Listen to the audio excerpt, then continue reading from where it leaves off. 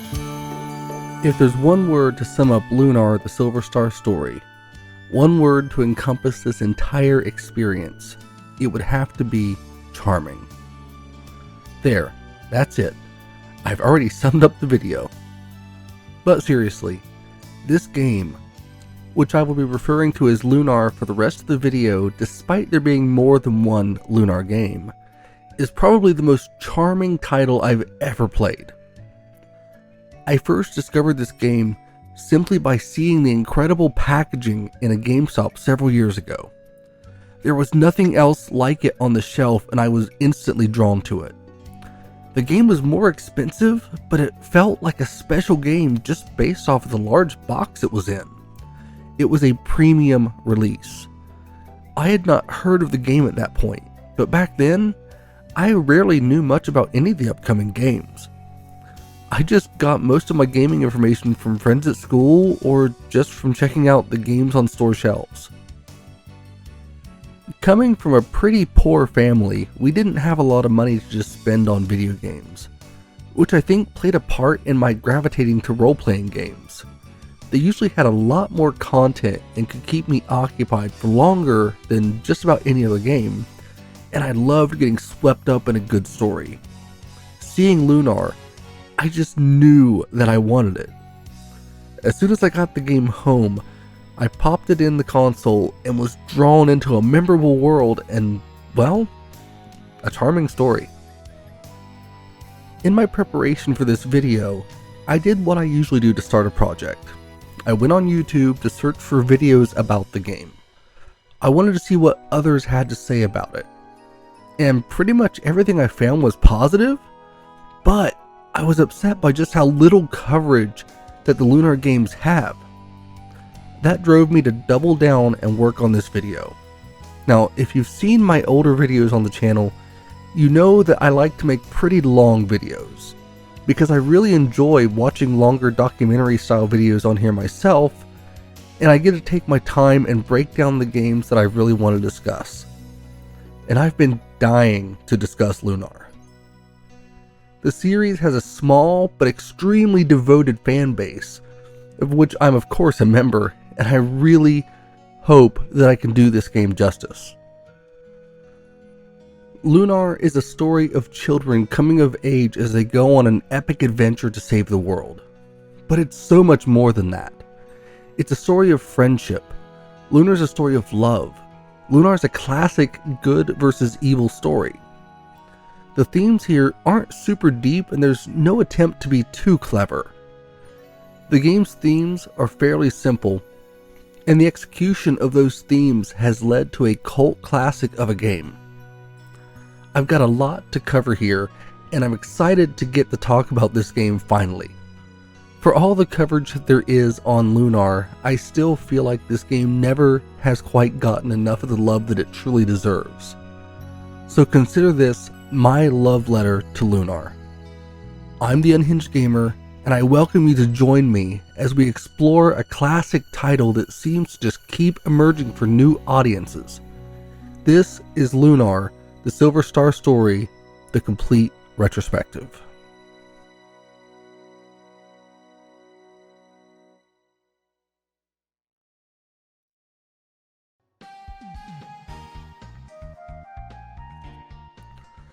The development of Lunar is a story all on its own. The Silver Star story was a remake of Lunar The Silver Star, which was created by Game Arts and Studio Alex and released back in 1992 in Japan.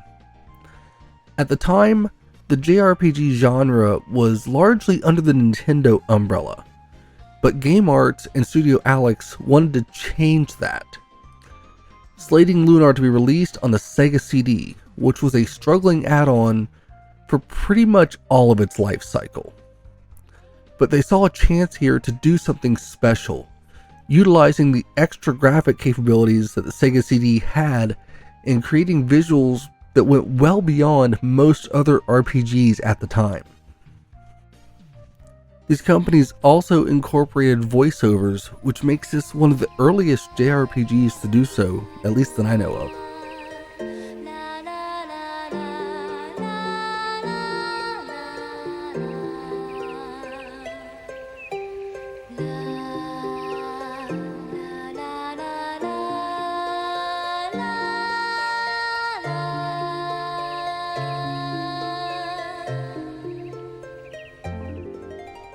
Neither Game Arts nor Studio Alex were really considered big names in the video game space at this time, with Lunar being the first game series credited to Studio Alex and coming well before Game Arts would make their bigger strides with the Grandia series a few years later.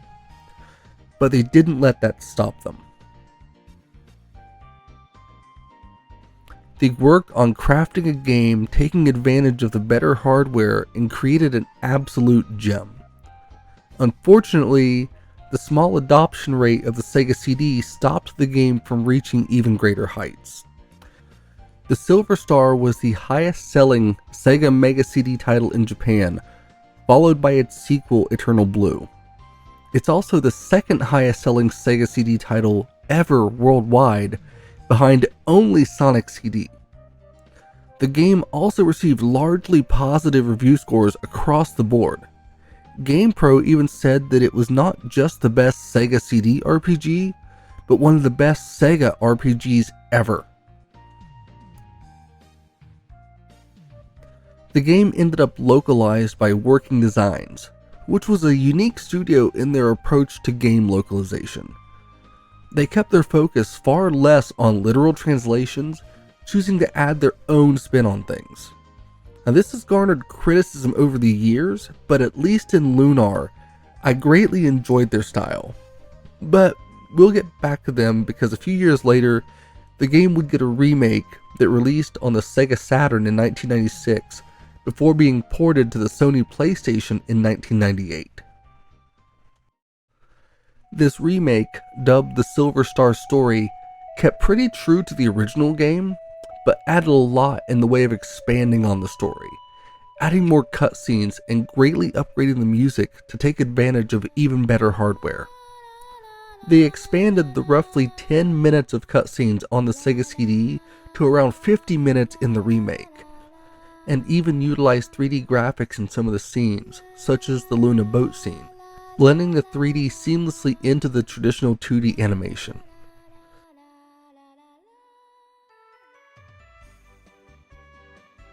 The localization was again returned to Working Designs, who showed a real love and passion for the series. They brought back several of their previous voice actors and even expanded further on the game, such as adding Royce and Phacia as sisters to Zenobia of the Vile tribe. The work they put into this release was above and beyond what most would ever expect. The game was released as a collector's edition, coming in a very nice box packaged alongside a small cloth map, a soundtrack CD, a making of disc, and a hardback game manual. This was the unique package that I saw sitting on a GameStop shelf around 2003 that convinced me that I had to have this game, despite its hefty price tag. My copy later ended up being stolen, and I traded a friend my copy of Final Fantasy VIII, and you'll understand the significance of that if you saw my FF8 video, to get it again, though he didn't have the box or the map. But seeing this as a much rarer title, I decided that it was worth it to go ahead and get rid of my Final Fantasy VIII copy and just buy that one again later, which of course I did. I have watched the making of video several times. In fact, it was through that disc that I realized just how much I loved documentaries like this detailing the games, movies, and music that mean so much to me. So in a way, Lunar could be part of the reason that I even have this channel. The game is considered by many to be a hidden gem, due to coming out on a weak-selling add-on before being released on the Saturn, which was its own deeply troubled console, and then landing pretty deep into the PS1's life. Combining that with the higher price tag for the admittedly amazing premium package that was the Silver Star Story Complete, and it's understandable why that it didn't reach the heights of some of its contemporaries. But those of us who played this game and its sequel have a special place in our hearts for it.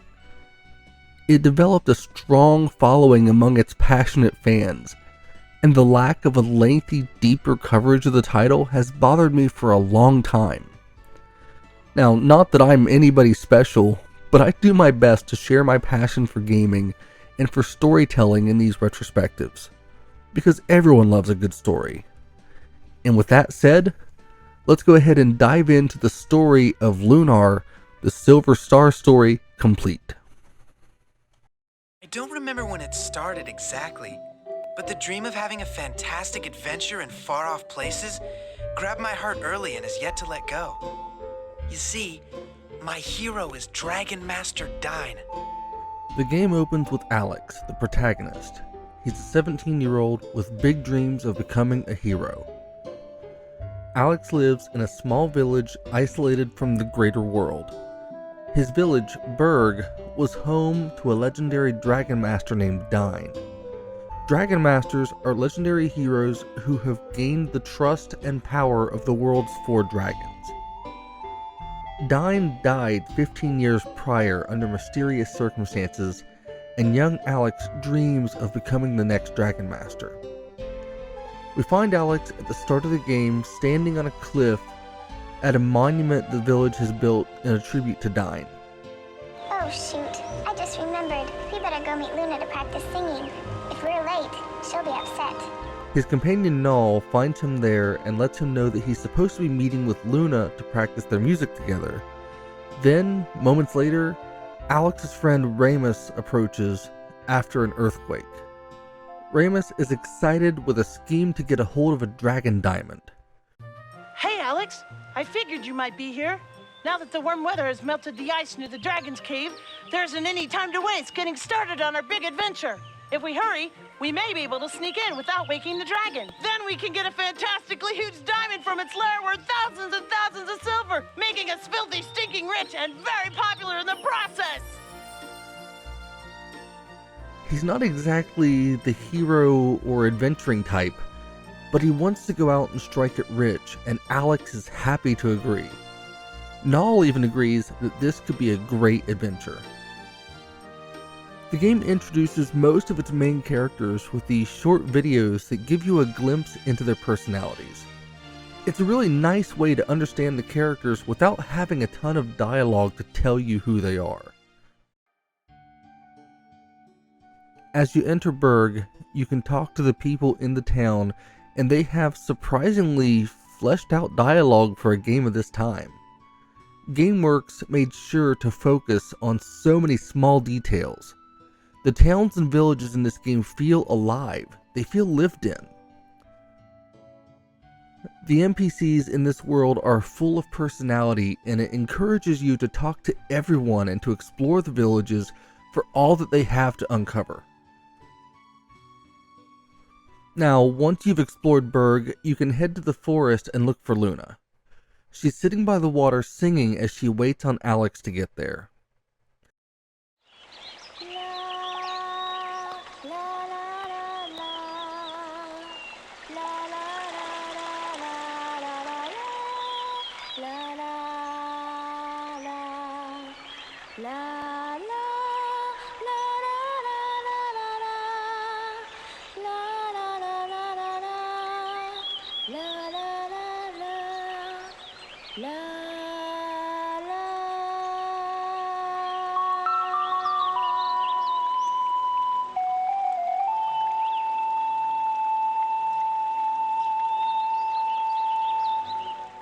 Alex comes up behind her and joins in her song in a touching moment.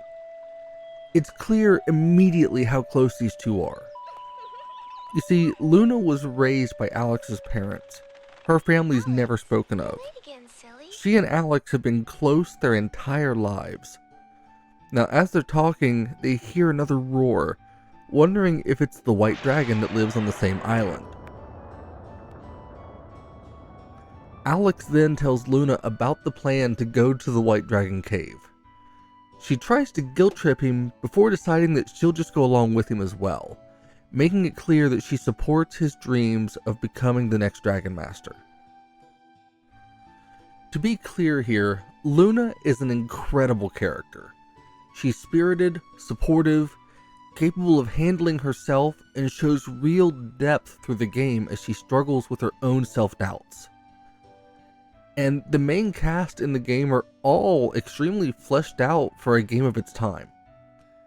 Alex is the most silent character, but his motivations are clear, and it's easy to relate to him if you've got an imagination and dream of something bigger in your own life. The three depart Berg and head across the island to the White Dragon Cave.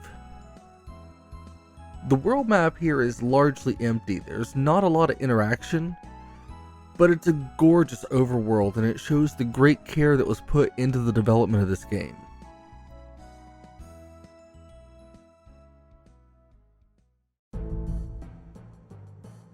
Now, once you get to the caves, you get your first real encounter with the combat mechanics of Lunar. The combat here is fun yet challenging. It's largely a turn-based combat system like most RPGs at the time, but the variation of taking into account the character positioning can really add new layers of complexity. Another more controversial decision was to have each character have their own inventory beyond the main inventory. So in combat, you can only use the items that you have on your characters. And while it can be frustrating, it adds to the immersion. The battles here can be tough, and grinding is heavily encouraged.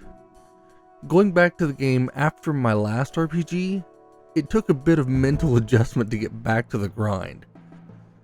But the combat here is fun, so it's not too bad. Plus, you can turn on the AI and let the game run the combat on its own if you aren't that engaged with it. And the AI here is pretty good at making decisions for the combat too, which is a really impressive feat for the day. Eventually, you'll get through the cave and reach Quark, the White Dragon. This dragon is massive and is introduced through a classic anime-style cutscene. Who has awakened me from my deep slumber?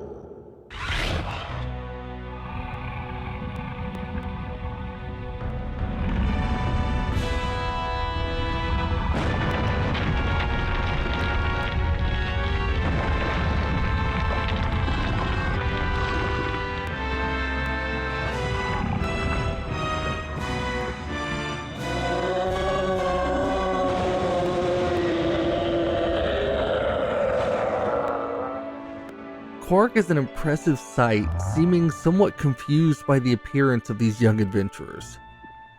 The four introduce themselves, and in some foreshadowing, Quark says that Luna seems familiar to him. Ramus then speaks up and asks the dragon for a dragon diamond.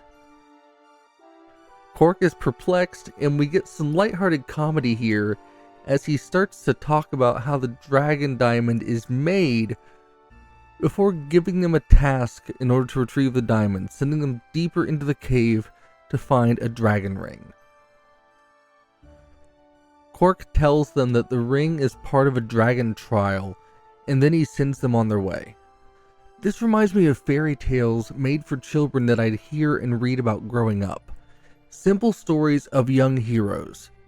There's no world-threatening force, no evil trying to destroy humanity.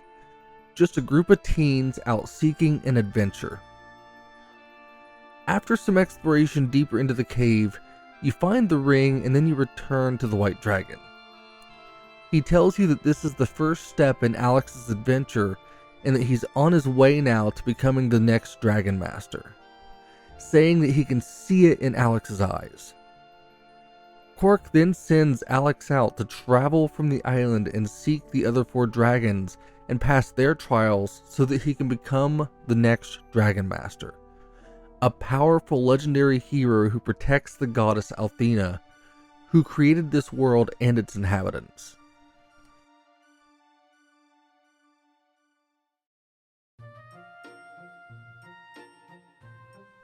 The party returned to Berg with the diamond. Ramus is excited that it'll make them rich, but he learns soon that they cannot sell this thing anywhere on Berg. Nobody there has enough money to actually buy it, and this leads to Ramus wanting to travel with Alex to Meribia, the largest city in the world, so that he can sell their diamond. Ramus asks Alex to leave Luna behind and just the two of them travel.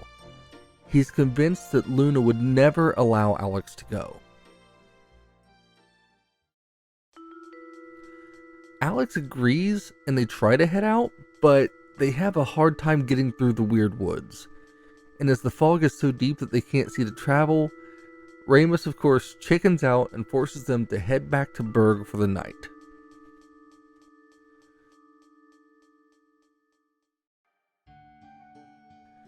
When he gets home, Nal lets it slip that they tried to sneak off without Luna, and it really upsets her. Alex can talk to his parents about the journey that he's planning, and they're very supportive of him, believing that he can do this.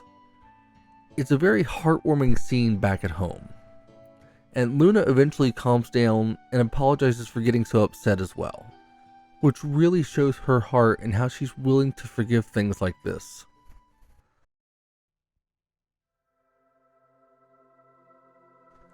That night, Luna has flashes of a dream, but it's not enough to put anything together. Luna then realizes that Alex is not in bed and heads out to look for him, knowing exactly where to find him.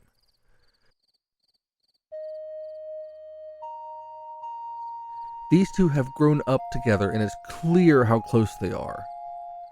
Luna finds Alex playing his ocarina up at Dine's monument.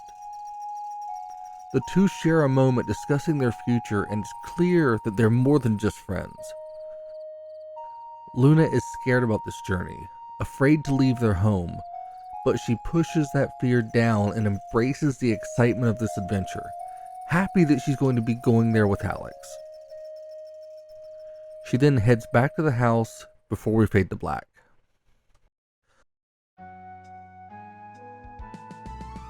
The next morning, the two are seen off by Alex's parents. They head through the village and meet up with Ramus, who is at the town's entrance already. He's a bit surprised that Luna is coming too, but he doesn't raise a fuss. They then depart and try their luck with the weird woods again. Once they get there, the fog is as dense as it was before, but Luna has an idea.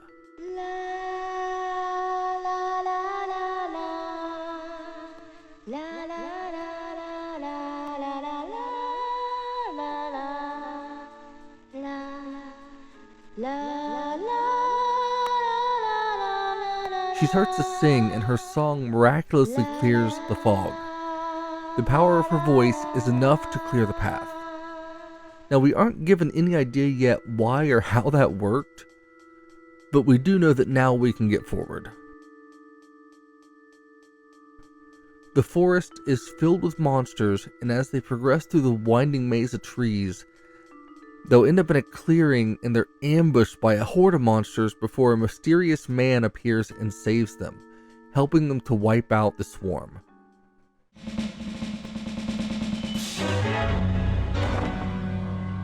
What a hapless bunch you are! You're lucky I happened to come along when I did. He introduces himself as Laike, a wandering swordsman who was fortunate enough to be traveling through at just the right time to help them out. They tell him about their journey and he laughs, but is really excited for them and encourages the three. Laike sets up a fire and a camp for the night for them, and they start to discuss their plans with him. Alex explains his desire to become a dragon master like Dine, and Laike encourages him to keep going before they all drift off, commenting on Alex's green eyes before we fade into the dark.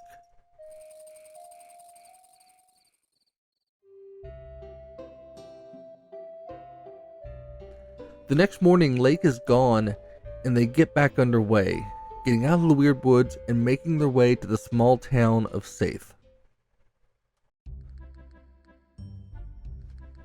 Saith is about the same size as Berg. It's at the south side of the island, and when the crew arrive, they head down to the port looking to get on a boat, but there's a problem. The captain was swindled by a local gambler named Brett. He stupidly gambled away his sea chart, and without it, travel is far too dangerous. After the captain tells you about his issue, Alex challenges Brett to gamble for the chart, and after a few losses, Ramus picks up on a pattern and is able to catch Brett red-handed after gambling for the Dragon Diamond to get the chart. They call Brett out and he begs them off, saying that he doesn't have the chart. He says that he traded it to an old woman up north, and then he sends us out, heading out of Saith and up along the coast to find this old woman. The forest surrounding her home is every bit as treacherous as the Weird Woods. But once you eventually get to the clearing where her home is, you'll run into some crudely made traps. And just as Null is commenting on how dumb these traps are, and how nothing would ever fall for them, you hear a cry for help and you find a young man stuck under one of the traps. They free him and he arrogantly introduces himself as Nash. Hey there, kiddies. My name is Nash. I'm a level 3 apprentice from the famous magic city of Vane that floats around the Goddess Tower. The area around the Sea Hag's house can be a little tricky, so be sure to watch your step around here, okay? Now Nash is a brash and arrogant member of the Magic Guild, and is an apprentice under the great Ghaleon, who is one of the 4 heroes of legend and was Dragon Master Dine's best friend. Nash is rude, but he ends up insisting on joining you for now at least, after the offers given by Luna. The crew then head up to meet the old woman. She has a modest home with lots of animals running about, offering to eat Null before saying that she wants Nash's cane in exchange for the sea chart. Luna convinces Nash to give up his water cane, and the old woman offers to keep Null safe in her pot before they head out and make their way back to Saith. So far, this journey has been a fun, lighthearted romp. I enjoy going through with no real looming threats. It's just a bunch of teens out exploring their world. It reminds me of coming up with stories as a teen and dreaming of my own big adventures. Games like this one were a great break from reality and helped me get through a lot over the years. I grew up in a small town where nothing ever happened, and the idea of embarking on some epic adventure is easy to relate to, having grown up always wanting to find something more. Once you return to Saith, you find out that there's been a big problem with the ship. Apparently, a monster has crawled up onto the ship and has been eating the cargo. Alex rushes down to the pier and meets up with the captain, who shows him to the ship. All the crew are afraid, and the captain scolds them before retreating himself to let these kids handle the monster. This is your first real boss battle in the game, and this guy can be a pretty big challenge if you aren't prepared.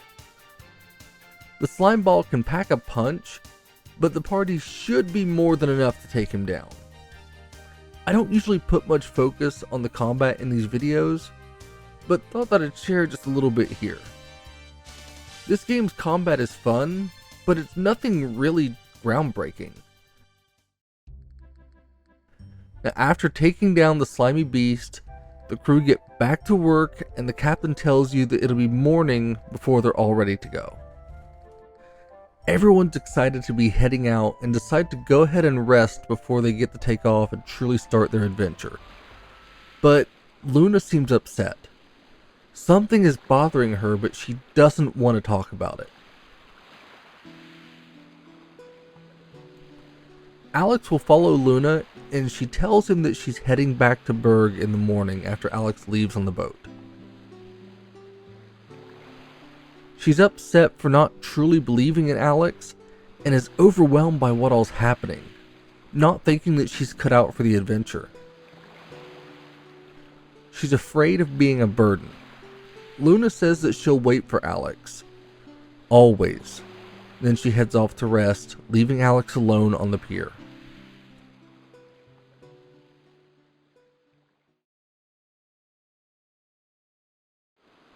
The next morning, everyone else is on the ship and Luna is bidding them farewell. Luna tells them to be careful and asks Alex not to forget about her. And then the ship starts to take off. But Alex with Luna's words of forgetting her in his head. Can't let this be how they depart. And as the ship starts to move, Alex calls out to Luna, telling her that she has to go with them in a really touching scene. Luna! Luna, you have to come with us! What? Luna, all the exciting adventures in the world mean nothing if you're not with us.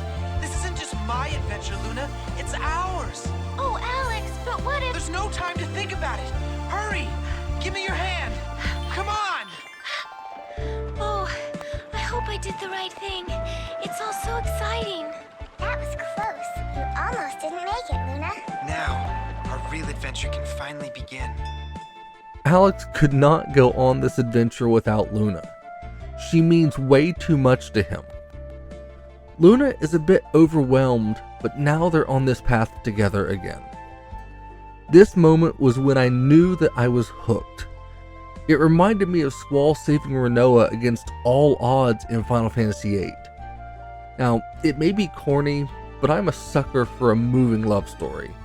And as simple as the storytelling is in this game, the execution of the storytelling is extremely effective in warming my heart quickly to these characters. Afterwards, they all head below deck and get to meet everyone before calling it a night. And this is where we get one of the best moments of the game. Alex wakes and Luna is not in her bed, so he and Null head up to the deck to look for her. This leads to one of the most well-known scenes from the game, the Wind's Nocturne. This song is one of my favorites from any video game and helps to firmly establish the tone of this game as well as giving a good look into Luna's spirit. I believe that this song, with this delivery in this game, in this moment, absolutely exposes the true heart of the Silver Star story.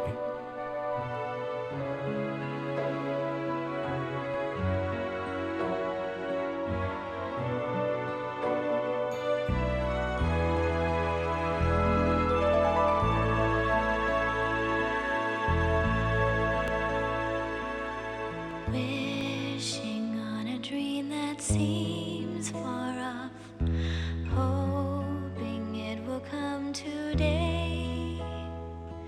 Into the starlit night, foolish dreamers turn their gaze, waiting on a shooting star. But what if that star is not to come? Will their dreams fade to nothing when the horizon darkens most? We all need to believe there is hope. Is an angel watching closely over me? Can there be a guiding light I've yet to see? I know my heart should guide me, but there's a hole within my soul. What will fill this emptiness inside of me? Am I to be satisfied without knowing? I wish then for a chance to see now all I need desperately is my star to come.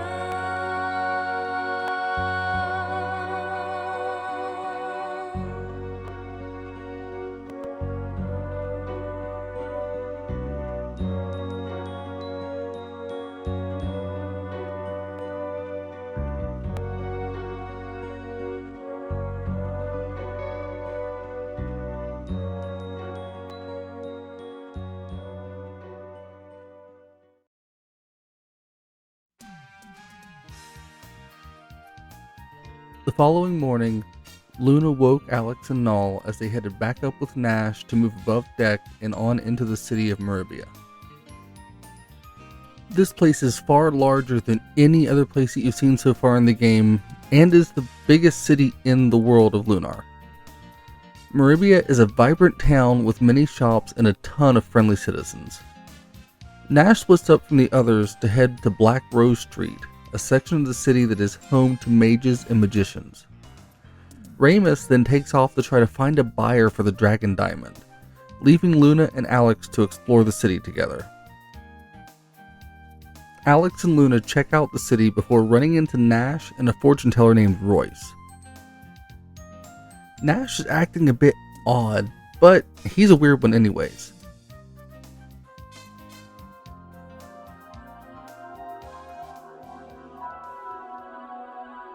We seem to have guests, but I welcome those pursuing knowledge, as always.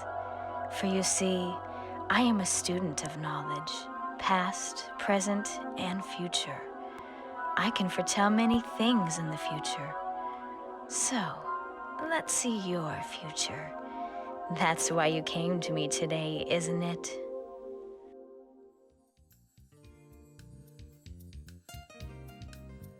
The fortune teller brings up Luna's concerns and causes her to doubt herself even more, and tells Alex that he'll fail to become the Dragon Master before insulting Null.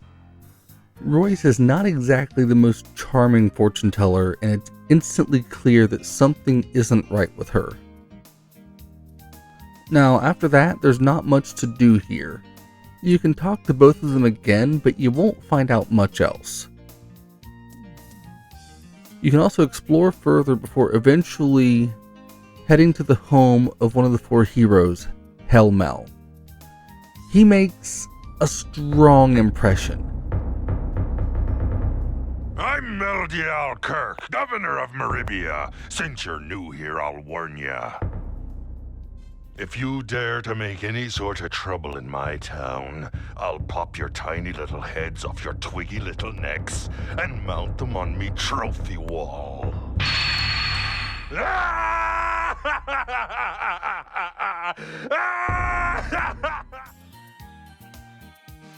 And when he finds out that Alex is aspiring to become the next Dragon Master, he challenges him to a sparring match.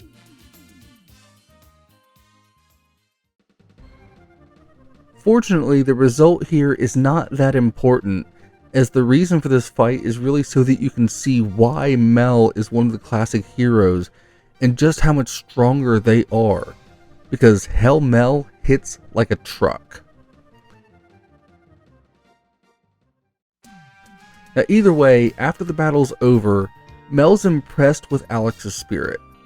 He mentions to Alex his daughter Jessica, who is studying to be a priestess, and tells Alex that he should go speak with Ghaleon for more information about the locations of the other dragons so that he can fulfill his mission to become the next Dragon Master. Eventually, after meeting with Mel, you have to go and find Ramus. You'll run into him in one of the shops where he's haggling over the price of the Dragon Diamond. Now, the shop owner offers an appraisal and takes the Dragon Diamond to the back before betraying Ramus and heading down into the city sewers to try to escape with it. Now naturally, this leads to Alex and the others chasing him through the sewers, eventually taking on a water dragon there that the shopkeep claims is his pet. Now once you take down the creature, the party have the thief cornered. He gives back the diamond before giving his shop to Ramus in exchange for the Dragon Diamond. Now, Ramus, being the shrewd businessman that he is, then informs him that the Dragon Diamond is property of the shop and puts the man to work as his employee. It's a wild change, but the man is clearly in no place to argue with them. Ramus proves what a shrewd negotiator here that he can be, and the party head back up to the shop. But when they do, Royce appears, having been spying on them, and seems convinced that Luna is the one, which we aren't yet aware of what that means. When you get back to the shop, Nash is waiting for you and says that he plans to continue traveling with you. It's here that Ramus lets us know that he plans to stay in Meribia. Ramus has had his share of adventuring, and he wants to run this business that he just acquired. Now, it's a bit sad to hear, but he feels that this is where he's supposed to be. So now, Alex and Luna part with their childhood friend, leaving another piece of their past behind them as they continue their journey. It's a sad parting, but it's time to leave Meribia and go to the magic city of Vane.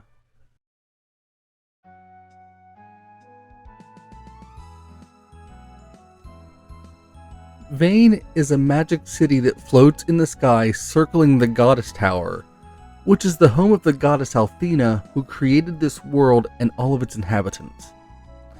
The first time I saw this, it reminded me so much of Zeal from Chrono Trigger. The entire purpose of this city is so that the Magic Guild can safeguard the tower. The Magic Guild is one of the most highly regarded organizations in the world of Lunar, and they have the incredible responsibility to protect Althena. Now, before heading to Vane, I decided to make a stop at the Temple of the Goddess. It's at the base of the Goddess Tower, and it's where Helmel had said that his daughter was training. Now, Jessica wasn't there, but Alex and the others got to meet Phaecia, the High Priestess of the temple.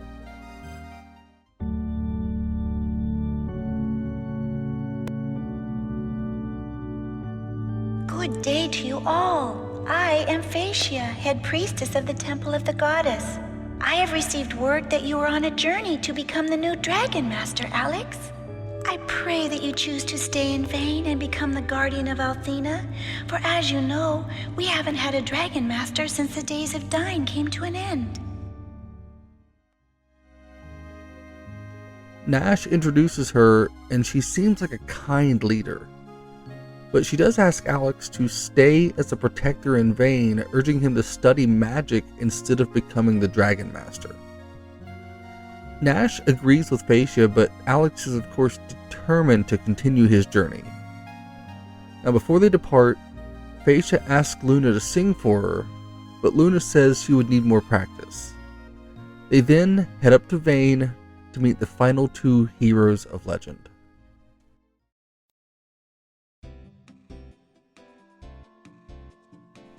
Now the man at the portal to Vane says that they must pass a cave of trial to reach the city.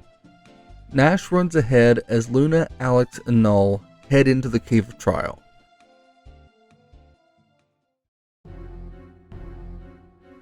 It's a multi-layered dungeon with some pretty strong enemies. Now as you travel through it, you'll encounter people who are trying to make their way through as well.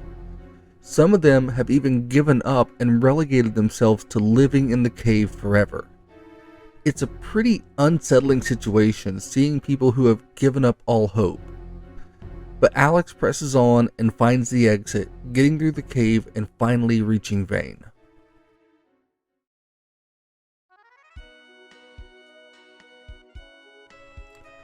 Upon leaving the cave, you are deemed members of the guild, and you enter the Magic City. The city here has a warm, welcoming feel to it, with a warm glow from the sun shining on the city.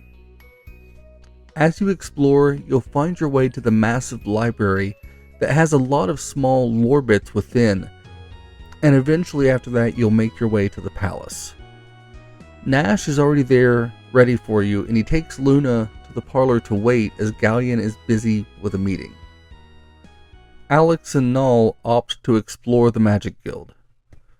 Luna is left in a room to rest, but she hears the sad notes of an instrumental piece, and it sounds familiar to a song that Alex often plays. So she heads out to explore the sound, somehow thinking it could be Alex, which never really made much sense to me given the difference in instruments.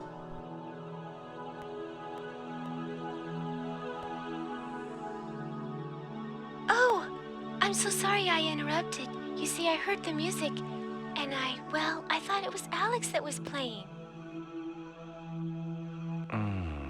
It's no bother.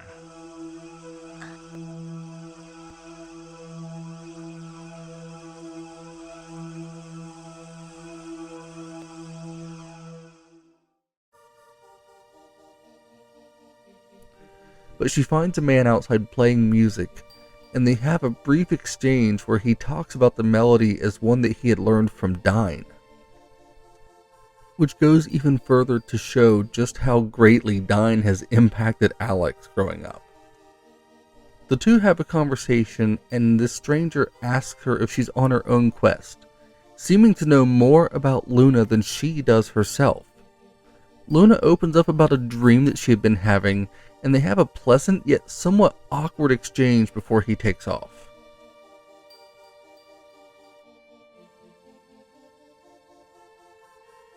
Meanwhile, Alex and Null explore, going into classrooms before heading downstairs and hearing a girl crying. They approach and are introduced to Mia Alsa, the daughter of the leader of the Magic Guild, one of the 4 heroes, Lemia Alsa.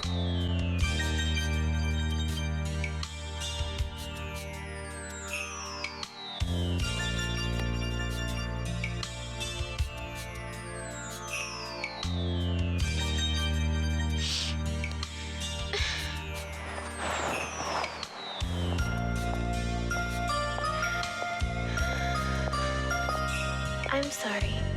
I cannot go to the magic school today. I'm not feeling well.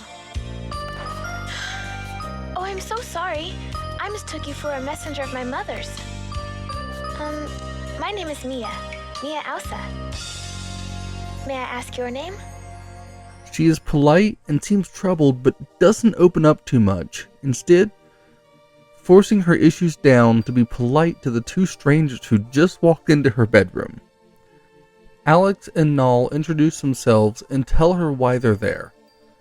It's a nice exchange before Nash runs in screaming at the 2 for being in Mia's room. Mia tries to calm Nash, but he's having none of it as he tells them that Ghaleon is ready to see them and rushes the 2 out, leaving Mia alone again. They meet back up with Luna and head inside to meet Dine's best friend. Luna instantly recognizes him as the man that she met by the pool. His gaze is piercing and intense.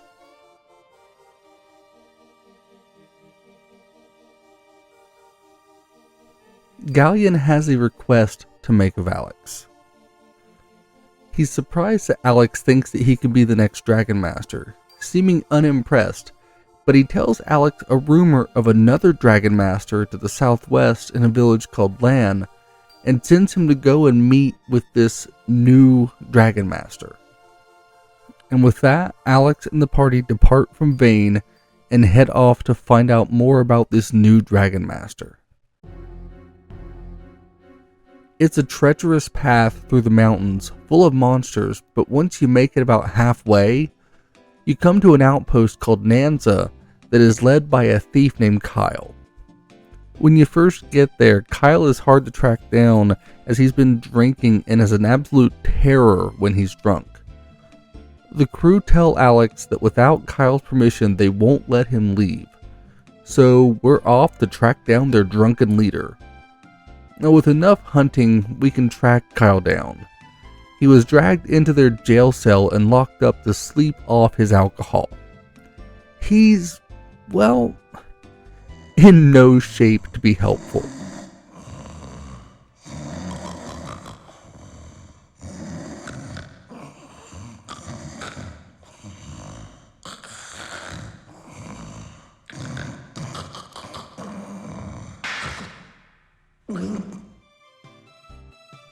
The crew are desperate not to wake him. He was fighting with his girlfriend, which led to the whole situation that they're in with him right now. The guard agrees to send word to let them pass if they promise not to wake Kyle. So now, after running around this place looking for this guy, we're finally back on our adventure. In Lan, we're told first about their village singer, a young woman with a beautiful voice. And we can go and hear her sing, and Null is even impressed. Apparently most of the villages here have young women who are known throughout their villages for their singing abilities. They continue to explore the town before finding the village elders that are having a meeting. they're discussing what to do about this new so-called Dragon Master who has been making all sorts of demands and threats towards Lan. And there's a woman standing on a table and shouting while declaring that this person must be a fraud and saying that she's going to personally investigate the situation. Oh, when did you come in? You weren't here before. Did you come after hearing of the trouble here? I think this Dragon Master is a fake. In fact, I bet he's even a bigger phony than my former boyfriend. A good fight is just the ticket to get over that rat. So, let's go find this fraud and show him who's boss. Now, this fiery young woman is Jessica, the daughter of Hell Mel. She recruits you to go off with her to investigate this Dragon Master. Now, Jessica is every bit as spirited as her father and is an absolute force to be reckoned with. Jessica is convinced that she has seen Luna somewhere before, but they can't quite figure out the connection. The party decide to worry about that later because they've got a Dragon Master to deal with. Now, as you speak with different members of the town, they tell you that this Dragon Master has been threatening them to give him whatever he wants or he will destroy them, absolutely terrorizing Lan. The party then board a boat after some encouraging by Jessica to the boat's owner to lend it to them.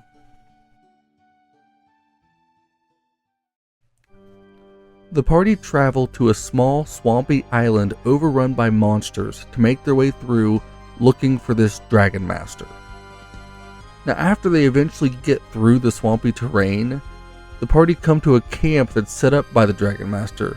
His name is Zoc, and he's extremely annoyed at them for finding him.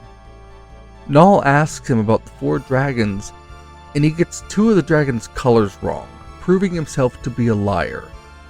After that, he summons his dragon, which is a massively overgrown frog.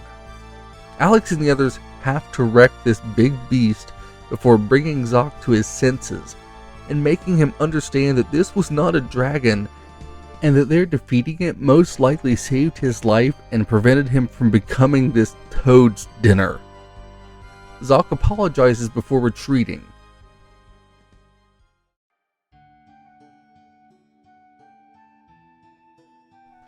The party then head back to land to let the villagers know that they're safe now, but they're met by Phaecia when they dock.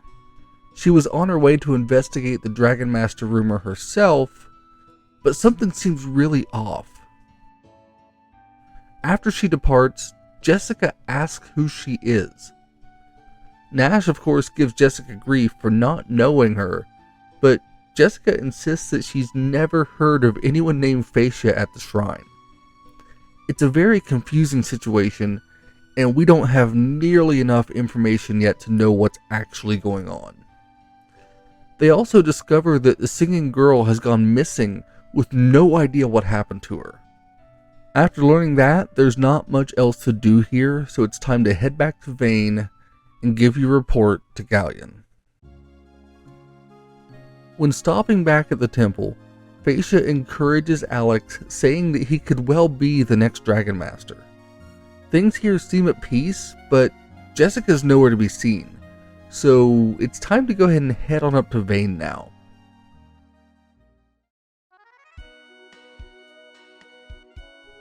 When we get there, Nash runs ahead to report to Ghaleon and tells us to go ahead and check out the city. But the first person we encounter tells us that Lamia Alsa is waiting for us, so it's time to move ahead to the palace and see what's going on.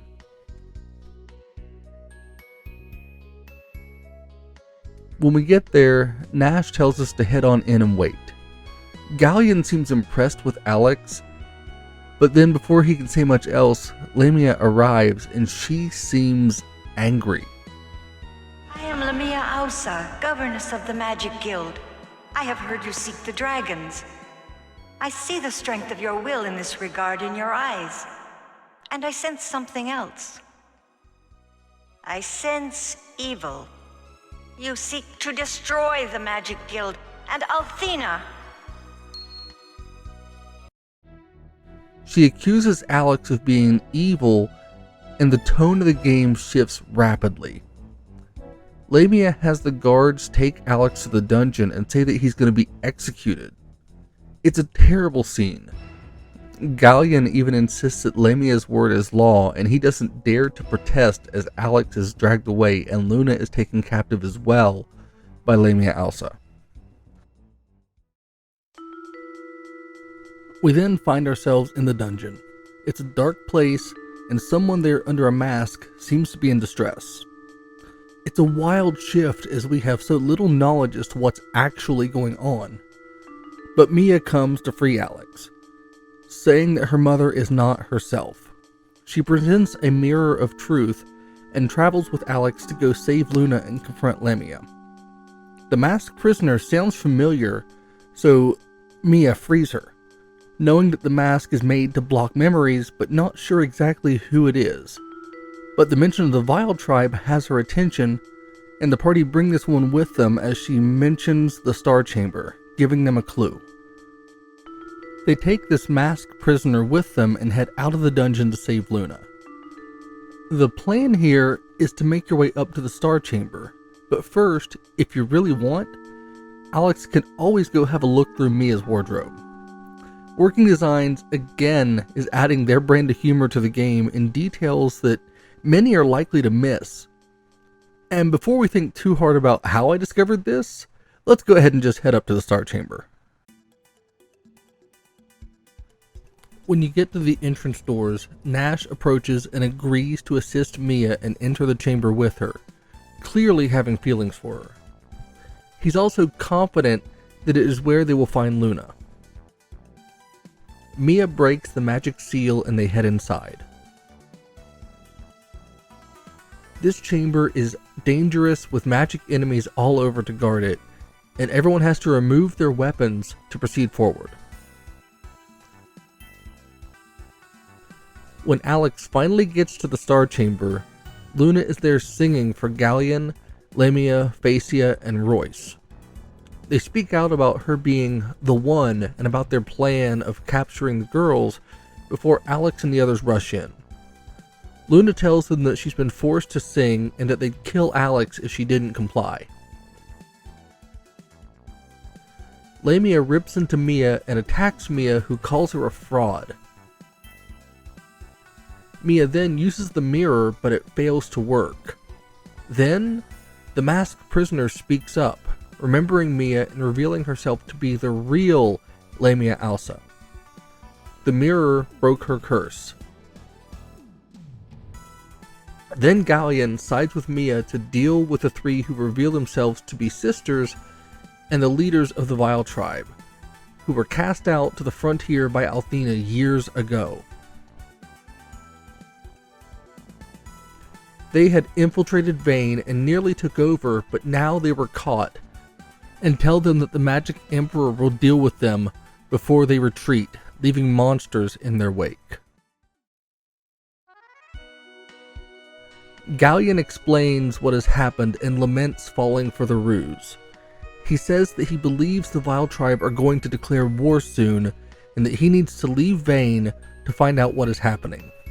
He's going to seek out the dragons for information. Ghaleon asks Alex to escort him back to Quark, the White Dragon, and they set the plan ahead. Nash stays back with Mia. Ghaleon then departs for Meribia and says that he'll meet Alex there. Alex and Luna then leave and head to follow him towards Meribia.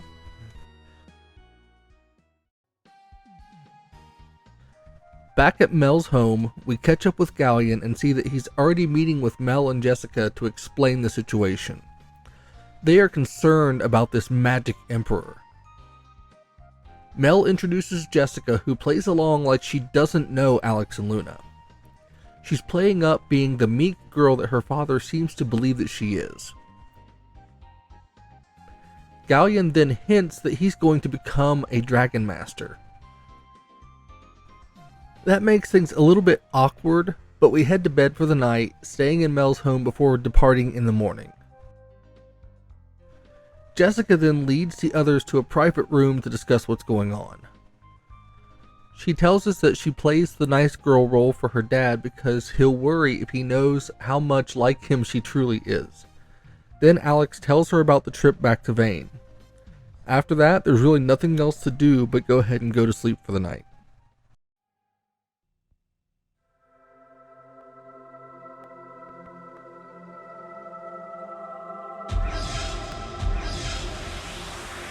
That evening, Luna has a dream with flashes that we can't quite figure out yet, getting up and waking Alex and Null. Luna is upset and Alex assures her that it's just a dream before they go to meet with Mel and then head back to the docks to meet up with Ghaleon.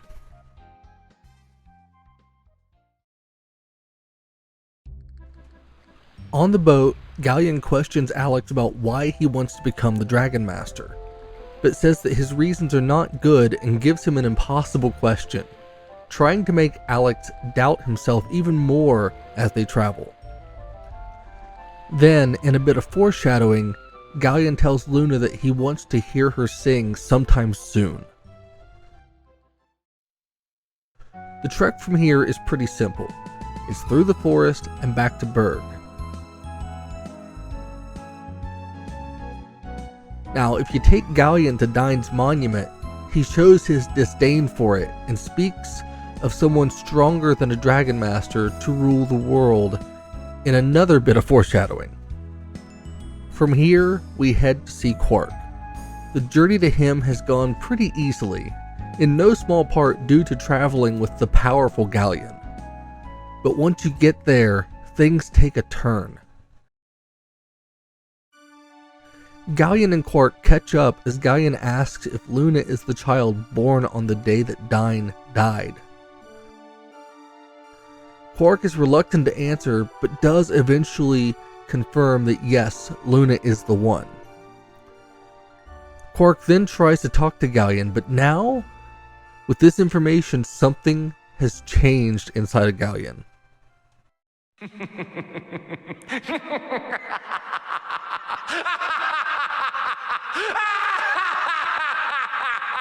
Oh, then the time has finally come. My coming out party can begin.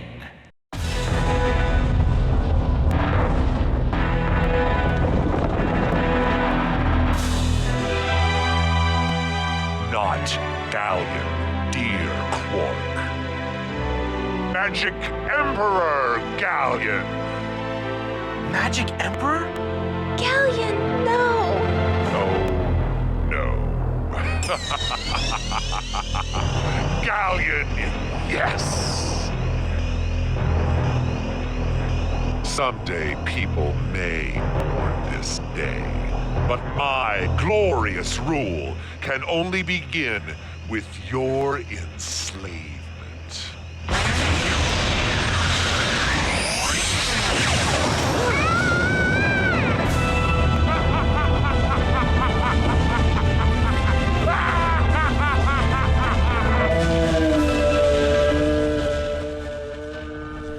Here, Ghaleon reveals himself to be the Magic Emperor and captures Quark, showing his true power.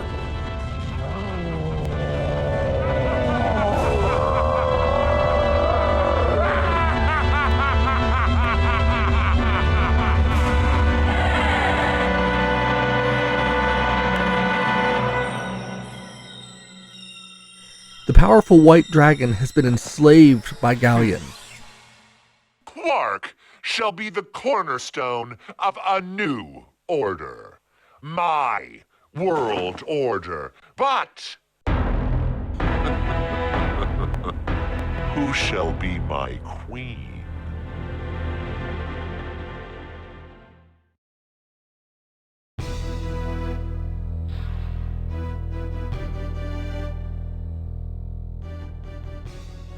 He then turns his attention to Luna and Alex, kidnapping Luna, then blasting Alex and Null with dark energy, leaving them there for dead as he takes off with Luna. This is a dark moment. Ghaleon has betrayed everyone and is working to take over the world. There were hints of this all throughout, but when I first played the game, I was genuinely shocked.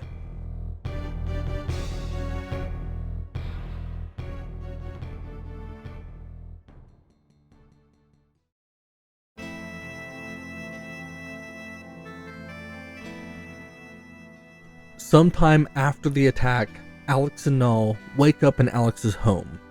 Not sure how they got there, as their last memory is the betrayal from Ghaleon.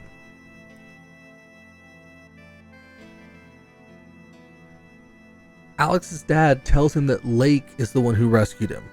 Alex is encouraged then by his dad to go and save Luna, and he heads out seeking Laike and finding him at Dine's monument. He won't tell us why he was in the cave, but he asks the two what they are going to do now. Alex is then given two choices, but of course he makes the decision to save Luna. He shows determination, and Laike is clearly impressed and supports him. Laike tells Alex that Dine died because he fell victim to love, before assuring him that he must become the next Dragon Master, a stronger Dragon Master than Dine had been. Laike then gifts Alex with an item called Dragon's Wings that he says he found in the cave, and then he departs. This item will allow Alex to fast travel to any location that he'd previously visited. This makes things so much faster than having to backtrack through all of the different dungeons and caves and towns. And the first place that we need to go to now is Meribia.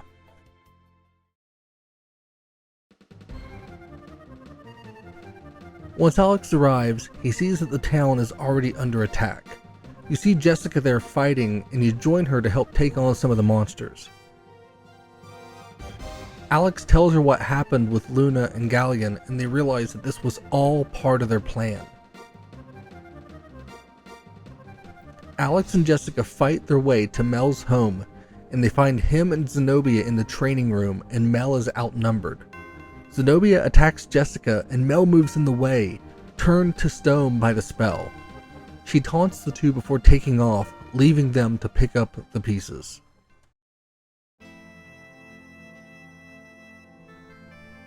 Back inside his room, Jessica tries desperately to heal her father, but it's no use. He's cursed, and the only way to cure him is to take out Zenobia. In a short time, we've seen Ghaleon and his followers cause so much pain to the party, making it impossible not to feel for these characters.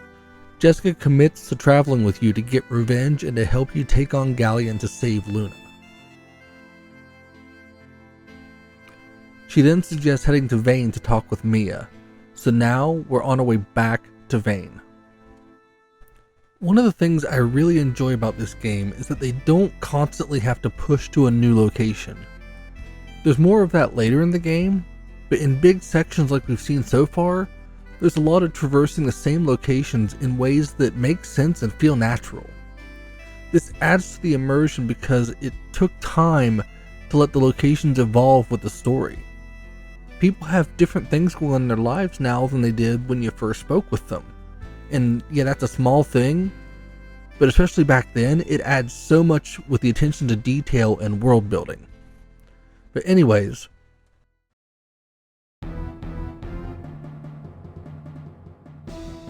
once you get back to Vane, there's a massive monster attacking the city, and you have to join Nash and Mia in taking this thing on.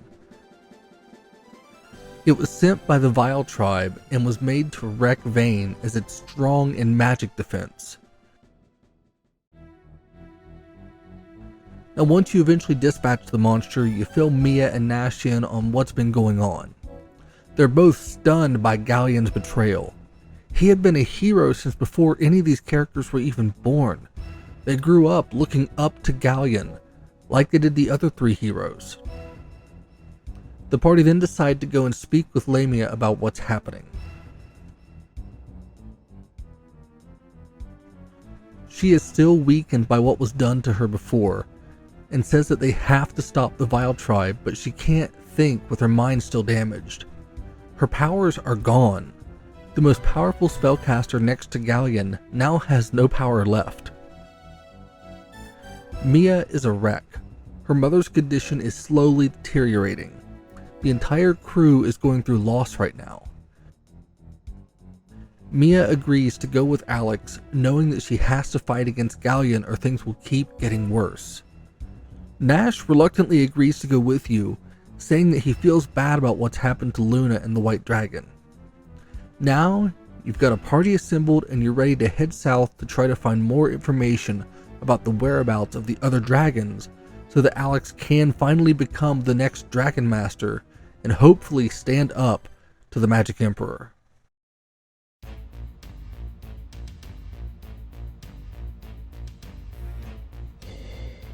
When you get back to Nanza, Zenobia is there trying to capture another singing girl, who turns out to be Kyle setting a trap. Oh, pardon my heels. What's the world coming to when a decent lady has to be so vulgar to protect herself? And now let's end this cheap charade.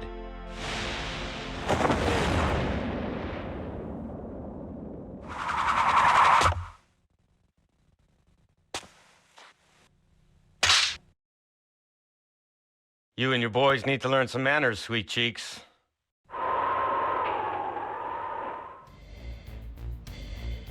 Now that he's not in a drunken stupor, Kyle proves to be a formidable swordsman and a clever enough person to trick Zenobia.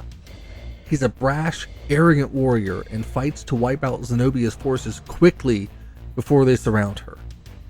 The crew try to question Zenobia, but they get nothing before she vanishes, leaving the party frustrated as again she slips away.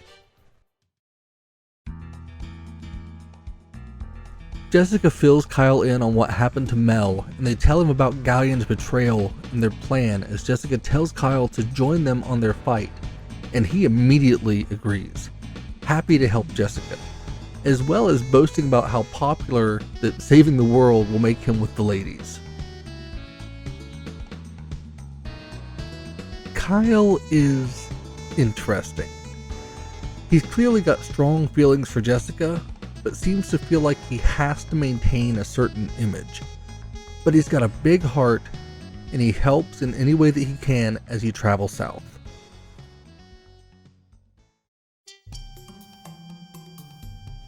The first village that you come to in the south is Reza, an outlaw town where pretty much everyone is a thief or criminal of some nature. The entire place was built like a maze so that the inhabitants could evade authorities, making it a really fun and interesting place to explore. Now, when you head into the village square, Kyle is warning you about the place when a man slams into Null and runs off. Right after he takes off, Null realizes that the man stole the white dragon wings. Now they have to track the guy down and figure out how to recover them.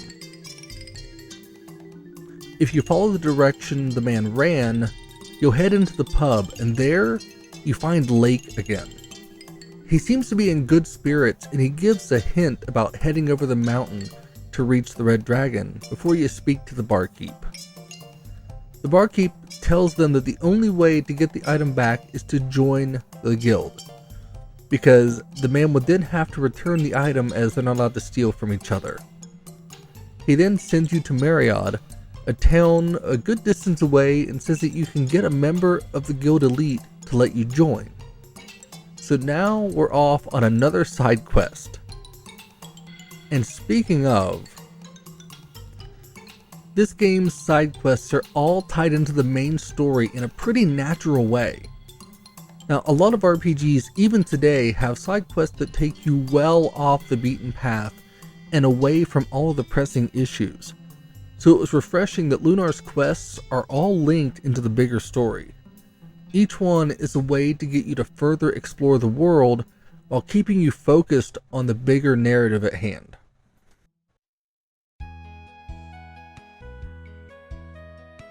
It's a long trek, but Meribia is a really neat town built over a river. Now Alex just has to find the thief. And when they get there, they're warned about a bridge, but upon ignoring that warning, the bridge collapses and everyone falls in. Alex manages to get up on the docks again and has to regroup and find the others. It's a great little motivation to explore the city, and these people are different. They are far from the usual villagers that you'll encounter in RPGs. These people are, let's say, full of personality. And when you get to the bar, you find that Kyle has found the man that they're looking for, and he hears about a tower called Damon's Spire. There's a jewel in the spire, and if you can get it and take it to the guild chief, you'll be in. So now, after visiting this weird town, it's time to head back down south and look for the spire.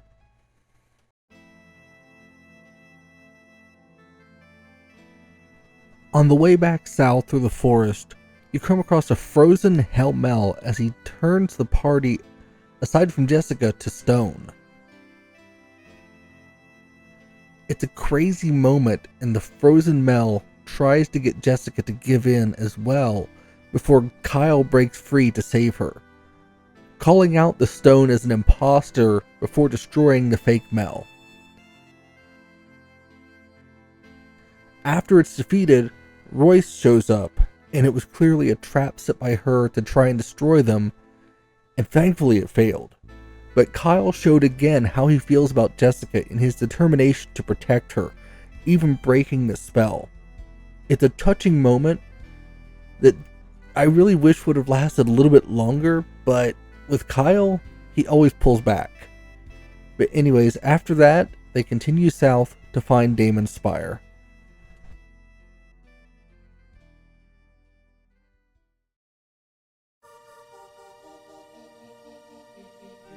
This tower is an intimidating sight, and in order to get inside, you have to use the phrase written in the journal that Kyle picked up from the guild contact. Now once you use that phrase and get into the building, the party can start to explore the base level. There are some thieves already here, and if you go to any of the chests, you'll find that they're all wiped out, a sign that the guild has been hard at work even though none of them have found their way beyond the first level of the Spire.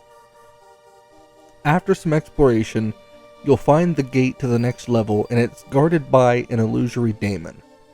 He has questions that he wishes to get answered before he'll allow the party to continue to the next level. He first asks the origin of the world.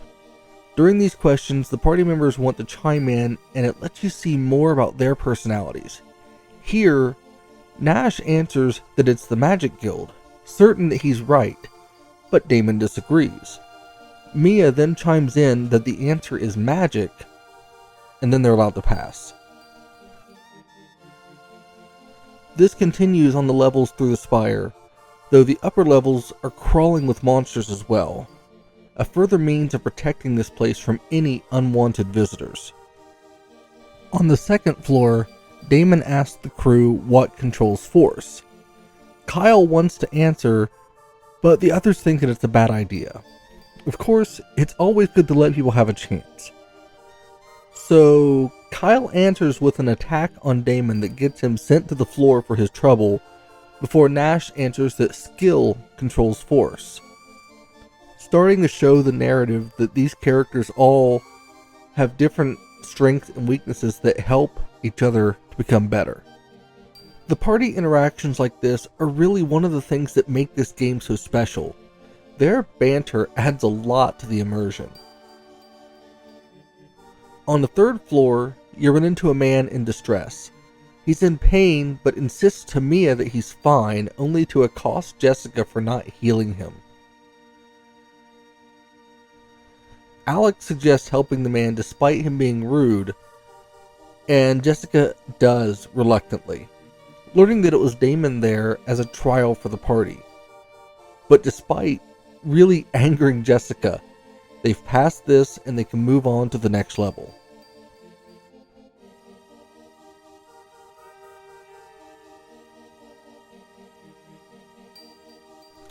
Now, Damon insists that they send the weakest member of the party out of the tower to proceed.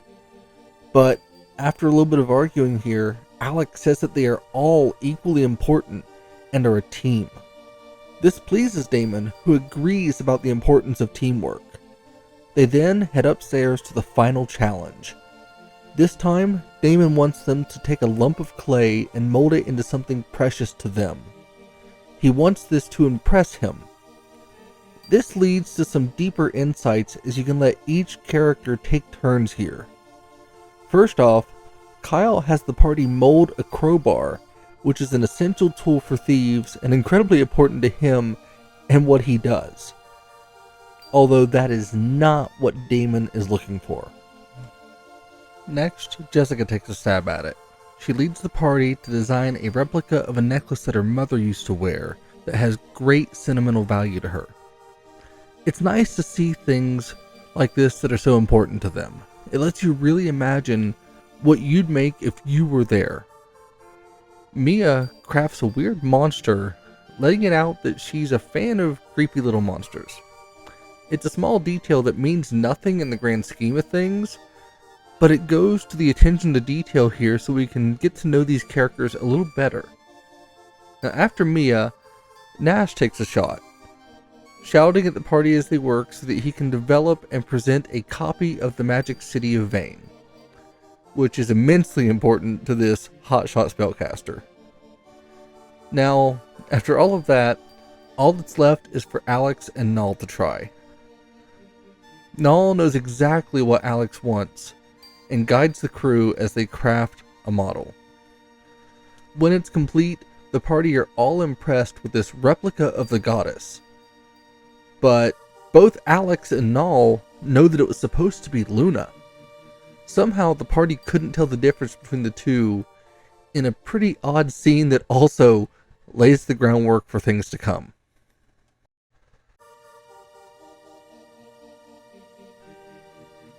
After impressing Damon with the Luna statue, you can get into his chambers, which are cluttered with books everywhere.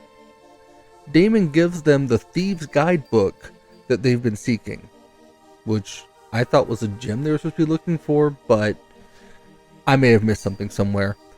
Anyways, this kind of lets them know that he's been following them along on their journey, knowing a lot about them already. He invites them to stay and read everything to gain more knowledge.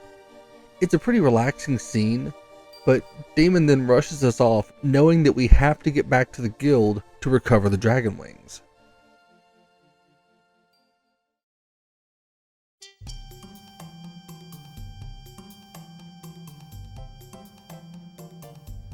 Once you get back to Reza, you can give over the book and become a full-fledged guild member.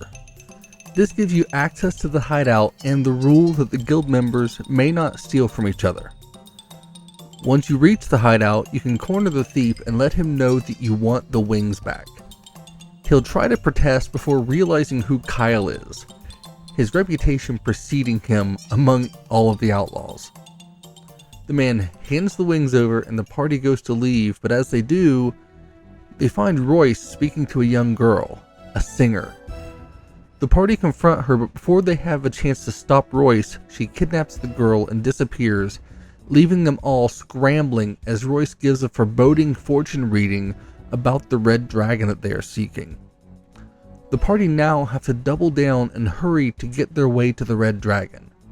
They talk to one of the thieves and he gives over a blueprint to a build for a balloon that the party can use to traverse the mountain and reach the dragon. They then go in search of someone who can build it for them. Now if you head west from Reza, you'll soon run into a little village called Illic. This place is surrounded by a forest filled with various insects. There, you run into the owner of the original blueprints, and when you give them back, he introduces himself as Shira and tells you that he needs a few things, but he can make one for you. You then have to head out into the forest on the outskirts of the village and catch some of the bugs that he needs before bringing them back to Shira. He'll then let you spend the night as he works on the balloon for you. The following morning, everyone heads out to see it and is horrified that it looks completely deflated. But then, somehow it pops up full and ready to go. It's a funny scene and it doesn't make any sense, but it's fine enough. Now, everyone can board the balloon and prepare to head to the mountain to meet the red dragon. There's always this true sense of adventure through this game that even many modern games lack. The trip through the sky to get there may be short, but it's nice to get another view of the world, seeing them floating along before slowly coming down to land in the volcanic peak of the mountain.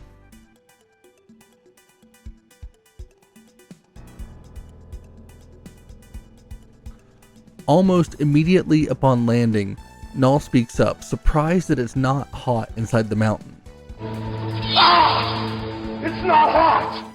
Mia and Nash conclude that the look of the fiery volcano is likely a magic illusion by the red dragon to keep others away. The place is teeming with monsters, as are all the dungeons in the game, but otherwise, it's pretty unremarkable and about what you'd expect for a volcanic cave through a mountain. Now, once they reach the actual lair of the red dragon, it's nowhere to be seen. Something is very wrong here. Jessica says that nobody's been here in a long time. As they're trying to figure it out, the dragon appears in spectral form and tells them that her body was already captured by Ghaleon, but her spirit is lingering here for them, and she aims to assist Alex, saying that he has completed the trial by simply getting there and offering him her power before fading. This leaves Null pained as the red dragon shield is given to Alex. He's now halfway to becoming a Dragon Master. Sadly, there's nothing else to do here except head back to the balloon and leave the mountain. As they're heading back from the mountain, the balloon starts to act weird. They're losing control and start to spin as they're about to crash land right inside of Reza. This scene was made quite comedic by the cutscene that accompanied it.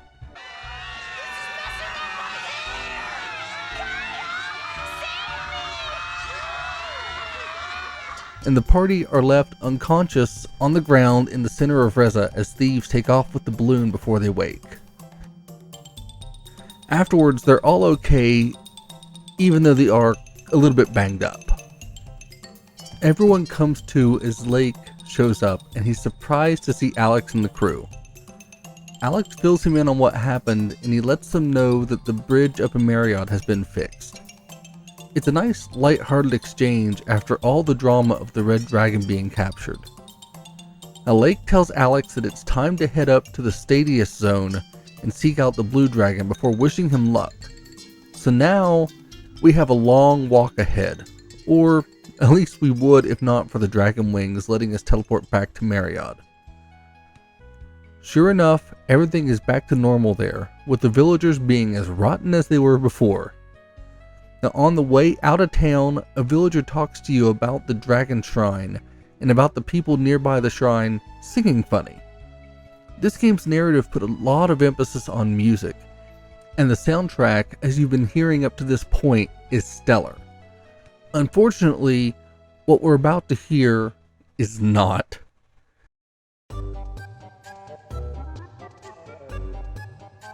There's something terrible happening at the town of Lighton. It's the home of the Blue Dragon's lair, but something here is a little off-key. The sound is absolutely painful. When you reach the Elder, you learn that monsters have invaded their temple, and that's the source of their music, and it's been corrupting the song. I had a hard time not muting this section, so I could only imagine living here with this playing constantly. The party head into the temple and make their way through, wiping out the monsters inside. And once they get to the source, they find that some of the stones have been moved and are messing with the airflow through the temple. Fortunately, once that's fixed, everything comes back to normal, and now it's time to get back to the major task at hand, finding the Blue Dragon. When they get back to talk to the villagers, they're told that the only way to open the entrance to the Blue Dragon is for two people to sing together who are deeply in love. The crew are actually pretty excited at this revelation and make their way up to the lake. It's peaceful there, and they have to decide who is going to go first. Nash and Mia sing, and they just can't sync up. Nash has a hard time carrying the tune, and Mia is clearly nervous. Now, after nothing happens, they're upset that it didn't work. Jessica is actually surprised when Kyle wants to try it.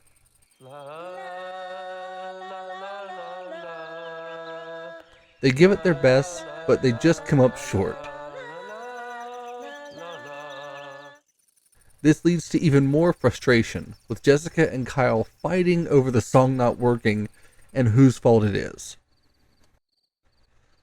Then, when there was nothing else to do, Alex walked out towards the lake and pulled out the ocarina at Null's suggestion and plays their song. He puts his heart into it, playing this song for Luna.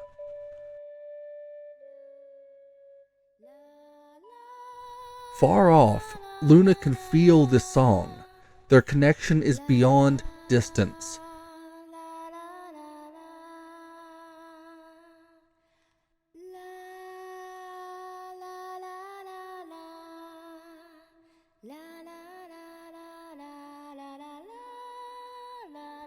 The other captive girls join in the song with Luna, amplifying it even when Zenobia shows up and tries to stop them with her sisters.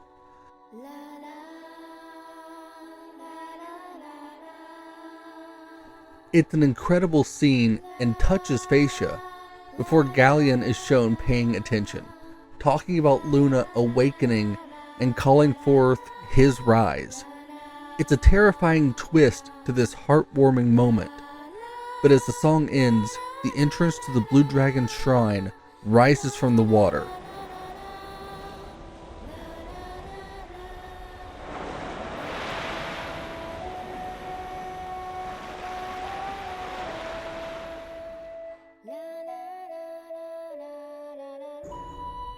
The party then all come together now and make their way inside.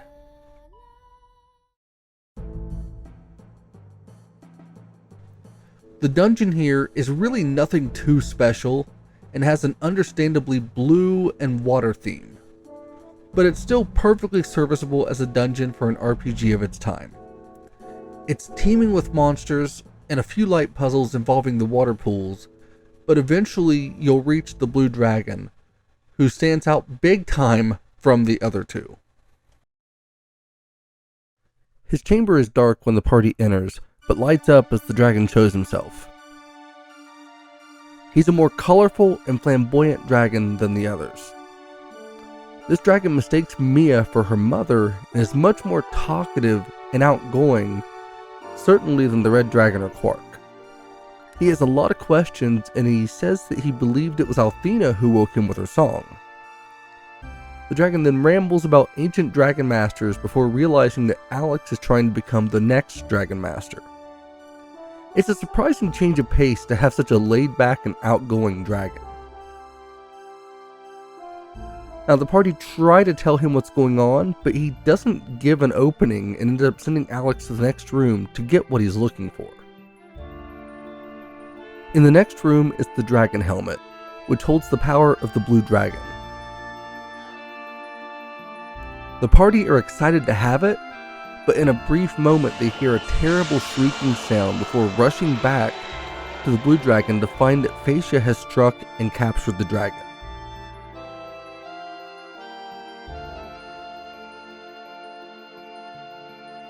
The way she talks to them is so different from her sisters, telling them that she's doing this to help her people who were banished to the frontier by Althena. She does promise Alex that Luna is safe and unharmed before departing. Then, the Blue Dragon reappears in spectral form just as the Red Dragon had, surprised about Ghaleon and suddenly extremely serious. We hear now that Ghaleon was jealous of Dyne, and that's why he believes that Ghaleon's doing this. The dragon begs Alex to become the next Dragon Master and starts to talk about 15 years ago before vanishing. Null is furious and Alex is distraught. The party isn't sure what to do now, heading back out of the shrine to continue on towards the frontier.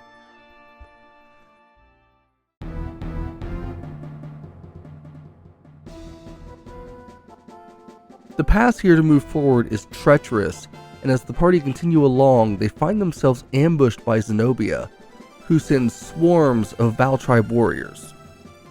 The party hold their own, but the numbers start to really add up before several of them are taken out by archers at a great distance.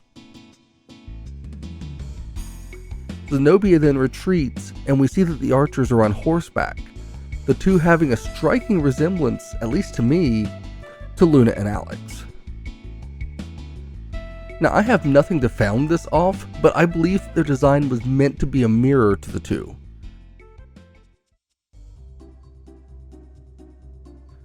Afterwards, you reach Timur, a small village that is in pretty rough shape. After exploring the village and meeting its inhabitants, we find that the people here are concerned about the Vile tribe attacking, given their proximity to the frontier. As you go to leave the village, you run into Laike. He is his usual cheerful self and asks about how things are going for the party. He lets Alex know that he's close to becoming the next Dragon Master, and Mia says that the Black Dragon will be an issue because of the Vile tribe. Laike then suggests that they fly there and tells them to visit Might, a skilled inventor. He then offers to take Alex with him to meet Might. It's really awesome to see Alex and Laike together here. Laike has taken on a mentor role for Alex. Might's tower is a maze and can be infuriating trying to navigate. There's monsters around every corner, and it's easy to be caught backtracking while trying to move forward. And once you finally reach the top, Might is as grumpy as you can imagine, and if you listen to the making of video that came with the game, Working Designs explained that Might has terrible body odor as part of why he's such a recluse.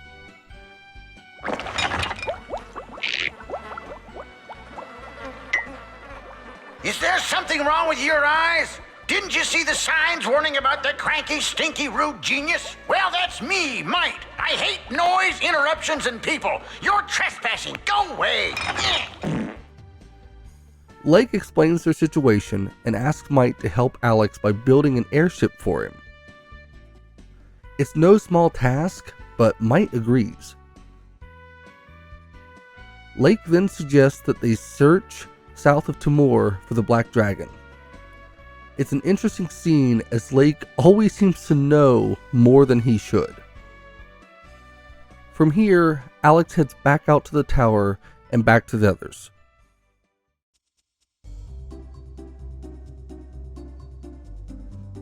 Shortly after they start regrouping, Nash rushes in, having been separated from the camp.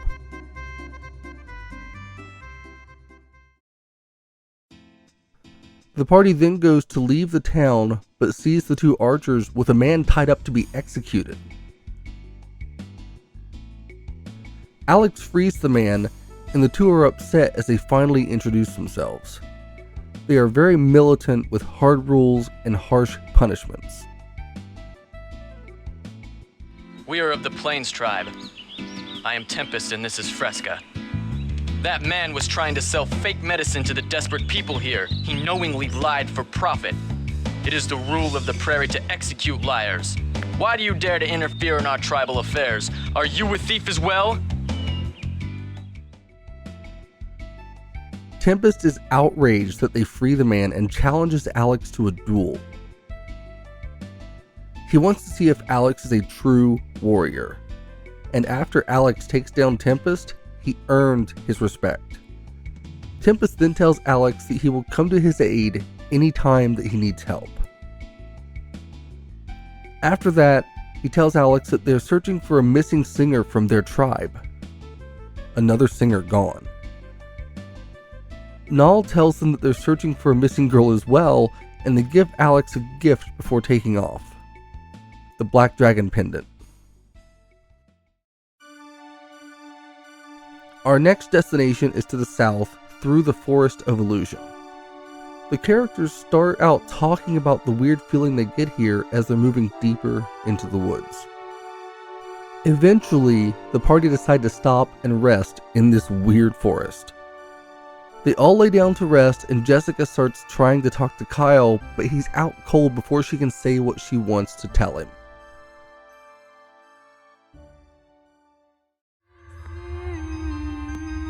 That night, Alex has a nightmare of Luna, calling for him before everything is washed away in blood. He wakes up and looks around, hearing someone in the forest. Then, 2 members of the Prairie Tribe confront the party.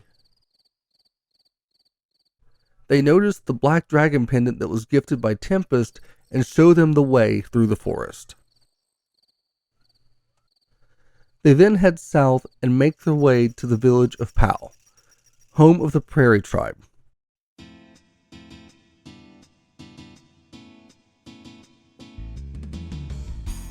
The people here have been afflicted with a disease making them terribly ill.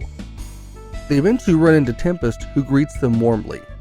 He tells the party that the Black Dragon Temple is sacred to his people and is nearby. At this point, Alex tries to give back the necklace, and Tempest temporarily accepts it. But then we hear a voice of someone singing, and Alex and Null believe it to be Luna.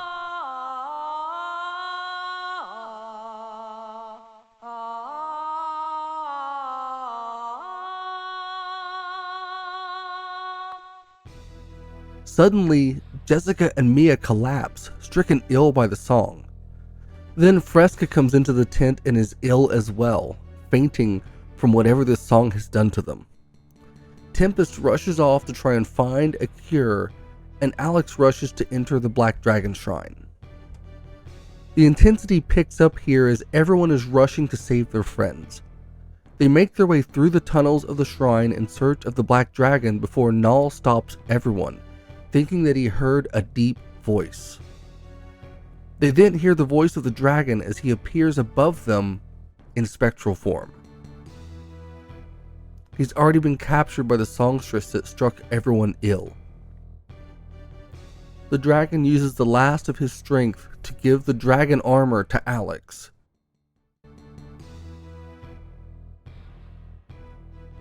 Now, with the armor complete, Alex is left to find the purity in his heart in order to become the Dragon Master. The dragon then disappears and the party continue deeper through the shrine. Eventually, they make their way to the dragon's body, seeing it there alongside Luna. Alex calls out to her, but she's not moving. Something is clearly wrong here. Tempest wants to slay Luna, but Alex refuses to allow him, telling him that Luna is who that he's been fighting to save this whole time.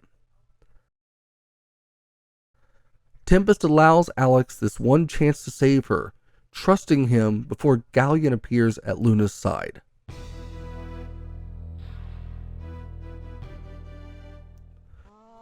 It's clear that Luna is under his spell and begins to sing, using her voice to attack the party.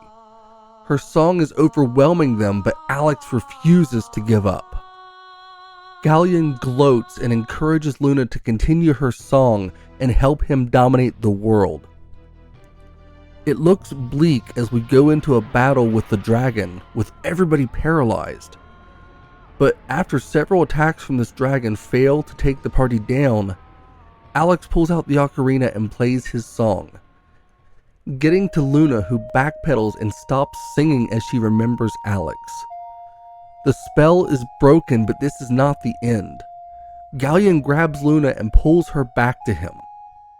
He then tells Alex that it's too late, as Alex is demanding that he release Luna.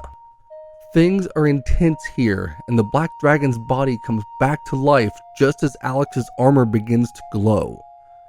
The Emperor incapacitates Luna, and Alex transforms, his power overflowing as he becomes the next Dragon Master.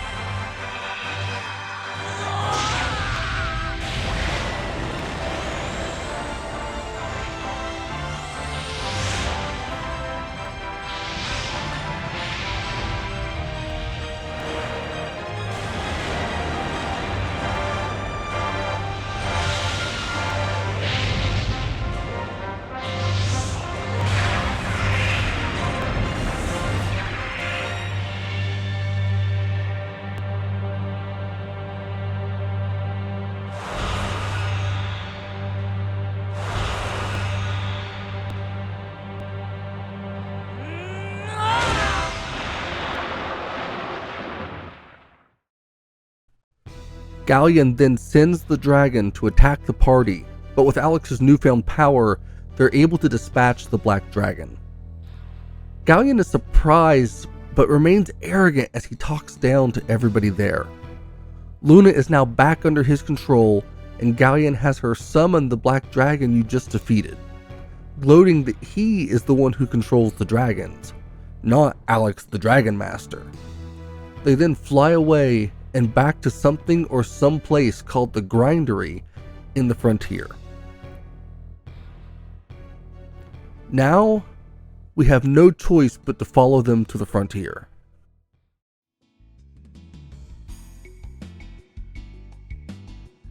Alex and the others return to PAL, and they find that the curse has been lifted. Everyone is relieved, and they make plans to head back to Might now to see if the airship is complete.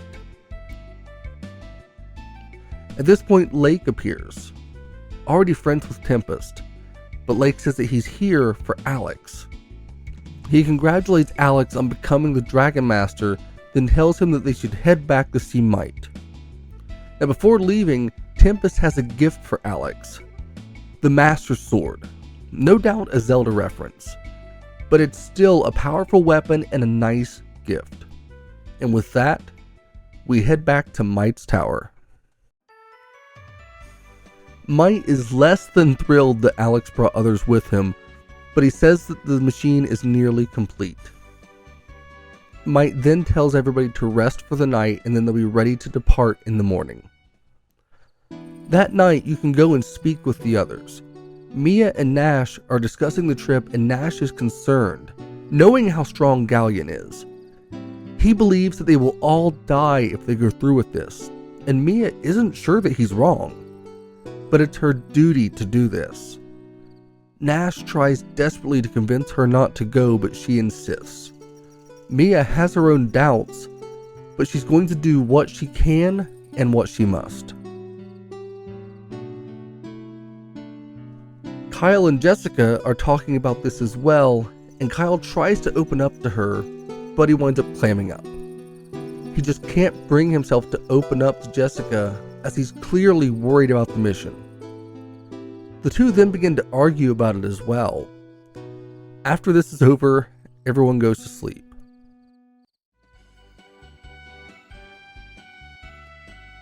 The following morning, the party meet on the roof of the tower and the airship is ready to go.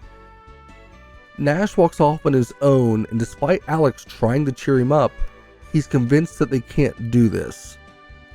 Might tells them that the airship is ready, and the party seem excited to be going, despite knowing the dangers. But then, as they approach the airship, Nash speaks up again about how they can't possibly fight Ghaleon. He shouts at them about how they're all going to die, and then he makes a major confession. Nash has been reporting to Ghaleon the entire time. That's how he's always been able to be one step ahead of the party. And then to make matters even worse, Nash attacks the airship, destroying the engine, before Royce shows up and compliments him. Nash then apologizes to Mia before disappearing with Royce. The airship left out of commission, and now the betrayer is gone. Might says that the engine is going to be extremely difficult to repair. Then Kyle suggests that they take the engine from Shira's balloon and use that to power the airship. Might seems less than sure about that, but says he'll give it a try. Now the party are heading back to Reza to collect the balloon engine. On the way there, we find that the singer was returned. Apparently, Ghaleon has the only singer that he needs in Luna. They argue with the thieves, who want a ton of money for the balloon engine, and eventually just purchase it. The party is unhappy, but it's the fastest way to get what they need so that they can get to the frontier. Upon returning, Might realizes that the design was really good, surprisingly proud of his student Shira. He then patches up the airship, and the party can finally get moving. The frontier landscape is more like that of a moon, which Lunar is a moon to the blue star, which actually originally was the main planet before everyone was moved to the silver star. There's a massive tower constructed here in the frontier, and it's our destination at the end of disc 1 for this game. Alex, look at the size of that tower. Is Luna really in there? She's in there, and so is Ghaleon.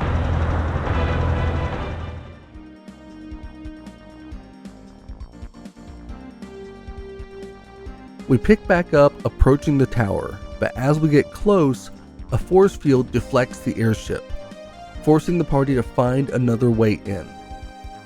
Jessica spots a town and lands so that they can head in that way, but this is a vile tribe, so they have to be careful. But when the party arrives, they're mistaken for new miners and are accepted right in.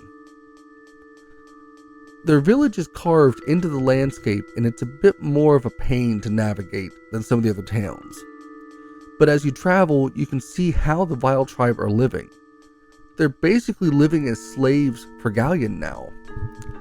They clearly don't matter to him as he's only focused on his own ambitions. Zenobia and her sisters were the leaders of the vile tribe, but they focus almost solely on obeying their master Ghaleon now. The guards and soldiers here are treated well, but anyone who isn't capable as a warrior is treated as completely disposable. For everything that we've been told about the Vile Tribe, this is a terribly sad sight. Eventually, as you make your way through the mines, a mine shaft collapses and pins down one of the workers. Addressing it and helping him means getting caught by the others, but Alex does the right thing, freeing the worker before their cover is blown. The other workers see that Alex and his friends aren't that bad, but now it's time to fight the rest of the way in. Even his own fellow worker was afraid to help him. The conditions here are truly terrible. After they depart, their actions seem to get to Phasia as she appears shortly after they take off, surprised that they risked their lives to help one of her people. The party then make their way on through before eventually coming out to an area with grave markers. These markers are for the fallen workers, and further inside is a shrine to Althena, who banished the Vile Tribe. But they still cling to her, needing her despite hating the goddess. From here, we are ambushed as the room goes pitch black. When they can see again, Mia and Jessica are trapped by Zenobia. She tells Kyle and Alex that they can fight or she will kill the girls. The two do battle, but it's a mock fight and she can see through it. Kyle refuses to help save Jessica, and he and Jessica start to argue. The shouting back and forth has Zenobia angry and allows a distraction so that Mia and Jessica can get free. They're then ready to take Zenobia on, but she sends a shadow specter after the party to cover her escape. Once the shadow is disposed of, the party regroups and gets ready to push forward. Now that they've gotten inside the force field, it's time to find a way in. But before I went to the tower, I noticed this massive egg and went to check it out first. Inside it, you see the worker that you helped, but it turns out that the worker here is an illusion and Phasia shows up.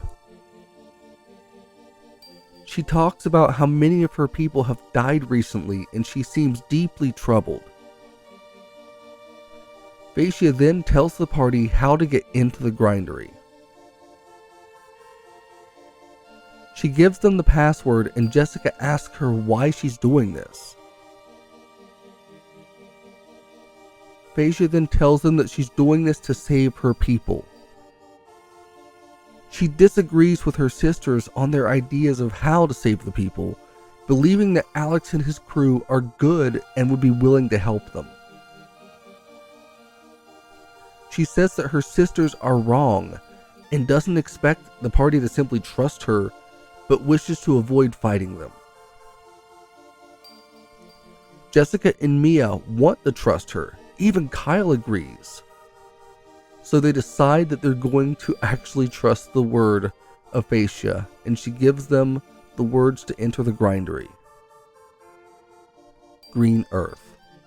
The thing that the Vile Tribe want the most.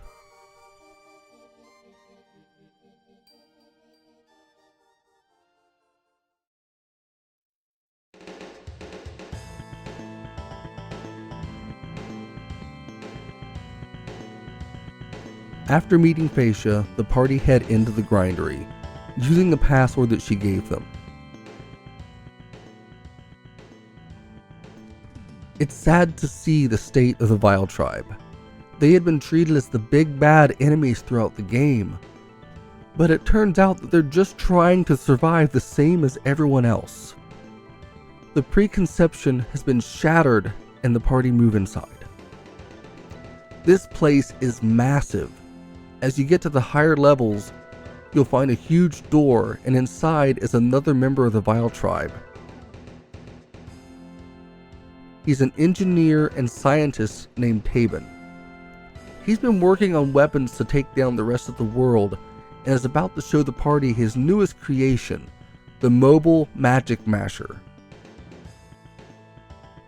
He calls out his new weapon, and the party hear Nash's voice as he walks out, wearing this ridiculous massive armor created by Damon.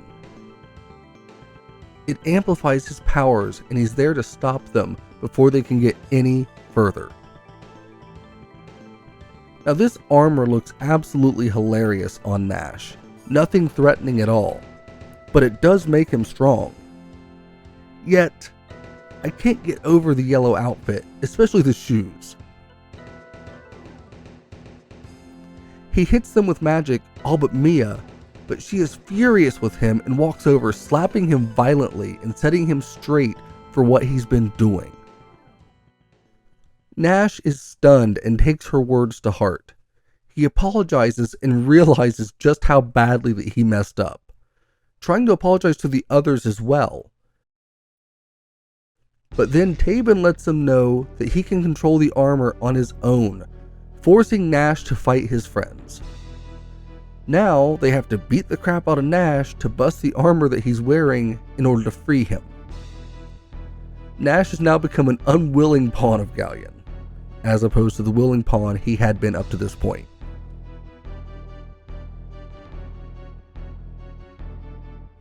After Nash has been thoroughly trounced by the group, Damon retreats higher into the tower as the party confront Nash. He keeps his head down and the others agree to forgive him, believing that he was only acting to try and save them. And we now know that the grindery is massive and mobile, and this thing is nearly ready to take off. The party climb higher to find that Ghaleon and Damon are already in the grindery, which is attached to the tower that they've been climbing. These two are a step ahead and use magic to hold the heroes off for now. As Ghaleon tells them, the third act is coming to a close. Now, the grindery is ready to take off.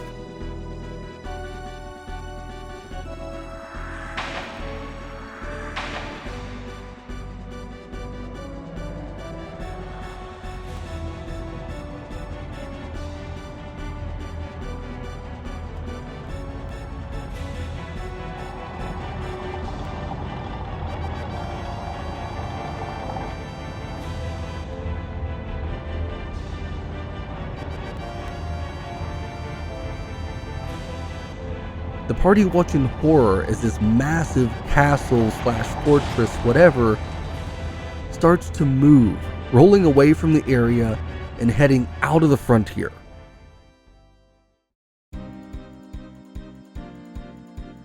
The crew can follow the trail left by the grindery to get to the airship and chase after it. They're faster, but they can't get into the grindery from the sky. They have no choice but to move forward. There's a barrier around the grindery just like there was before, so we have no choice but to get ahead of this thing as it's making its way towards Althena's tower. With no way to stop the grindery, they have no choice but to rush ahead to Vane, hoping that Lamia can help. The Magic City's purpose is, after all, to protect the tower. The party meet with her and discuss a plan. Nash keeps his distance, helping out in the city to evacuate people before he is summoned. Alex goes and gets Nash and heads up to meet with Lamia and the others. The crew then head into the tower. It leads down into the heart of Vane, and Mia calls to release the full power of Vane to stop the grindery. They are then transported to another room in a massive tunnel. From there, they bring up a view of the world on the wall. Mia asks the others to let her use their strength. The crew all, of course, give all their power to her, knowing that this is their best shot to stop the grindery and Ghaleon. And as it gets within view and range, Mia prepares to take a stand against the Magic Emperor.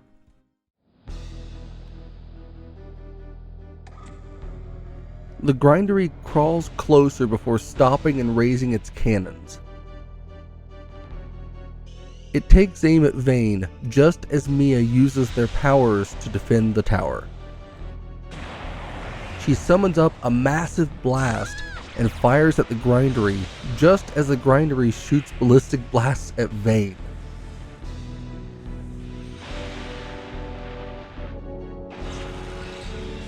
The two both have direct hits. The barrier on the grindery is destroyed, but Vane falls to the earth below in the chaos of the attack.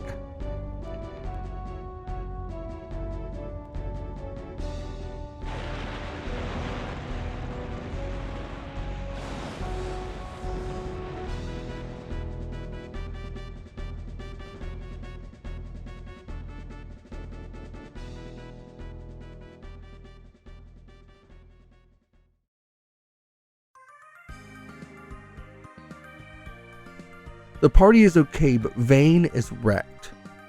They use the dragon wings to escape the tower, moving to the transmission spring. The fall of Vane was a terrible sacrifice, but it was what had to be done to help stop Ghaleon. The party then head to the grindery to try and find a way inside.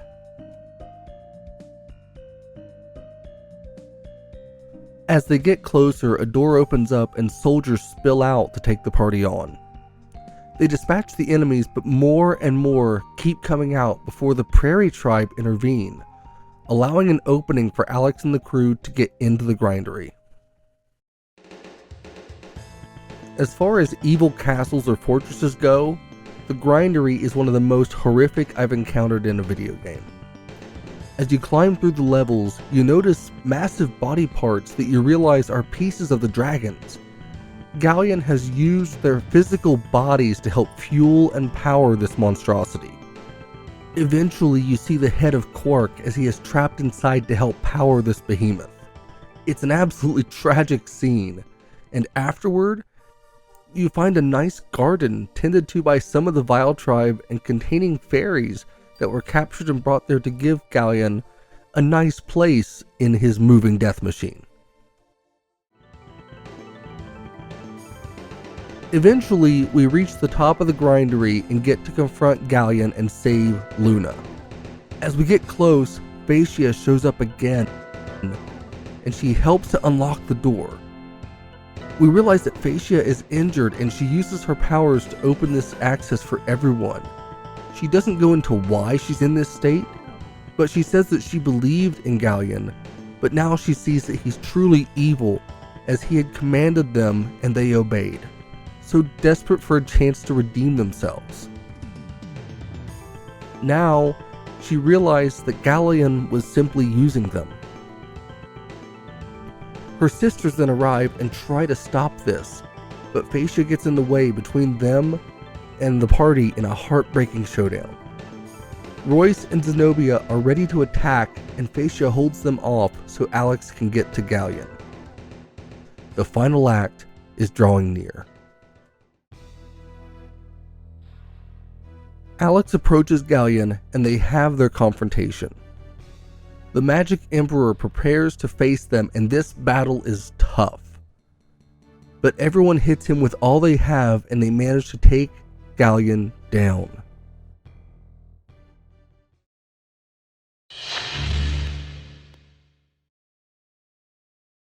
The entire party are shocked that they survived, let alone that they won. But now, they start thinking about what they're going to do next now that they've saved the world. Alex moves forward to see Luna standing alone and approaches his love, eager to finally have her safe. But something is wrong. She starts to laugh and says that Luna is no more. She's gone. Everything gets dark as Luna transforms her outfit and stands before them as the awakened goddess Althena. Then, the tower begins to transform and show its true nature as a beacon. Alex calls out to Luna, but she's having none of it, glaring at them as her eyes have turned deep red.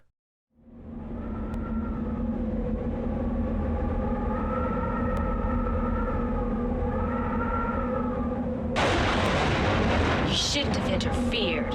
Haven't you figured it out? There's no way to stop this. Luna? Luna then turns away from the party. Their moment of victory has turned to their darkest hour as Luna begins to sing.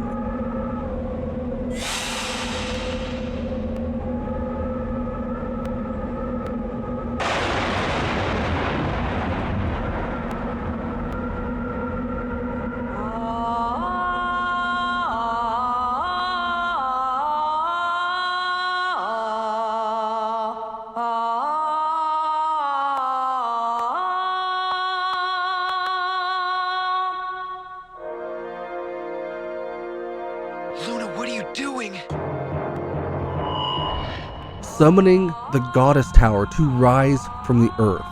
Her song driving the dragons to give the last of their powers in a terrifying display. This is one of the most incredible scenes in the game, and the merging of traditional and 3D artwork really makes everything in this scene pop.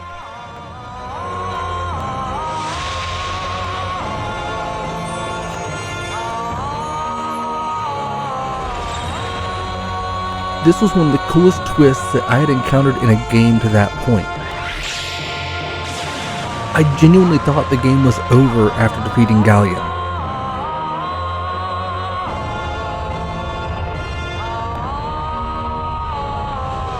The Song of the Goddess is one of despair, and my heart sank realizing that Luna had become something different, something darker.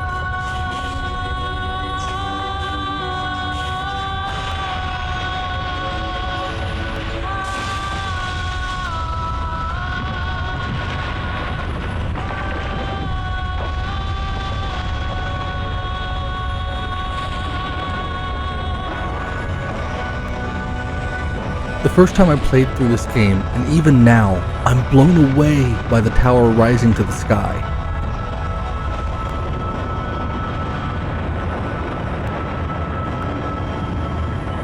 Seeing the scale of this tower made it clear that we were only now about to enter the final act of the game.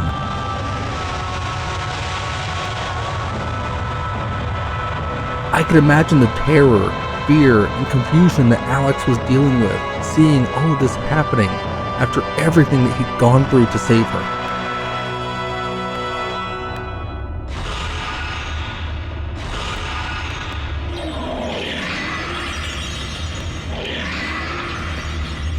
What happened to the goddess tower? This can't be. Then, as things are at their lowest, we hear Ghaleon's voice. Amazing, isn't it? Behold, the long-forgotten fortress of Althena. That's the voice of Ghaleon. Impossible.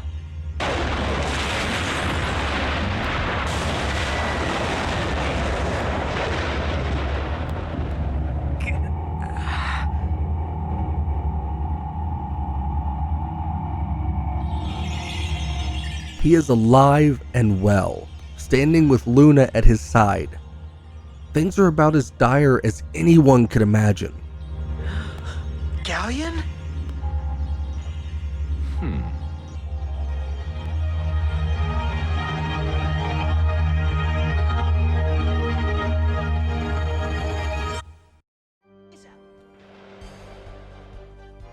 Ghaleon attacks in a battle that cannot be won. No matter what Alex and the others do, he wipes them out, leaving the party for dead at the top of the grindery as he and Luna make their way up to the Goddess Tower to start their rule over the world. What a delightfully inept showing that was for the good team. With them out of the way, I now claim the title of Supreme Ruler.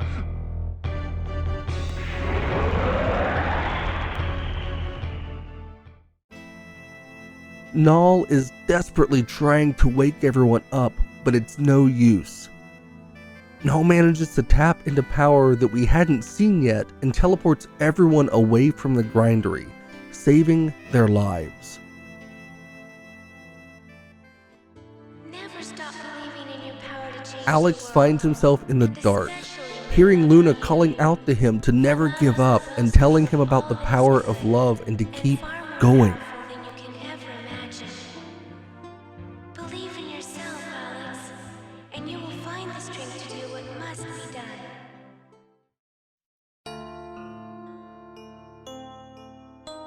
It's then that he awakens in a bed in Meribia. Null is happy to see him and says that the white dragon wings brought them there. The others are all up, but Alex suffered the worst injuries, and now he has to go find the others.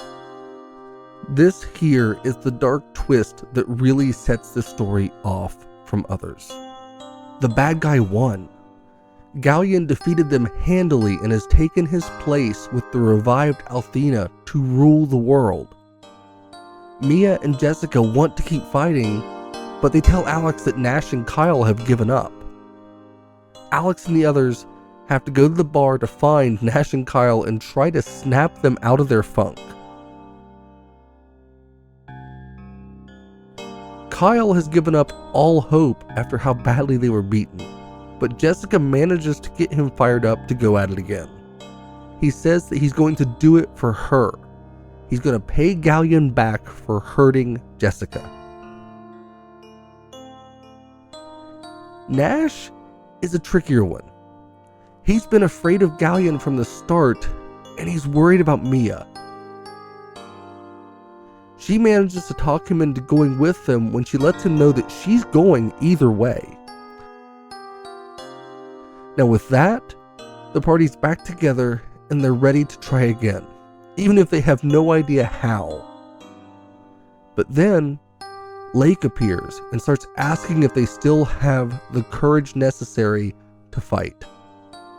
Alex, of course, is never going to give up on Luna, and Laike tells him to come back to him when they are prepared. The party can go and get supplies or whatever you need, but it's time. They tell Laike that they're ready to go, and he sets things into motion for the true final act.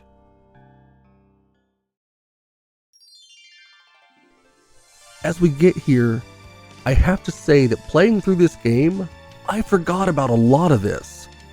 I hadn't played Lunar in years, but I was captivated all over again.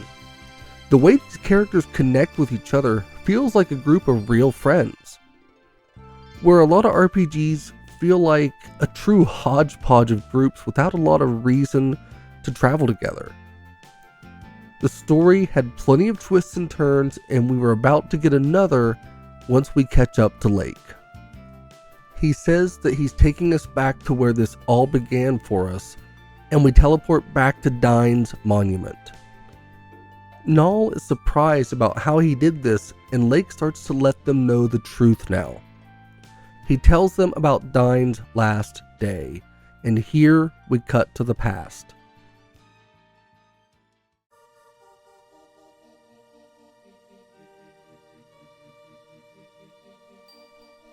Ghaleon and Dine are arguing over something that Althena is doing. She wants to be reborn as a human, and Ghaleon thinks that this is madness. Dine, however, supports the goddess's decision and walks away from his best friend to approach Althena.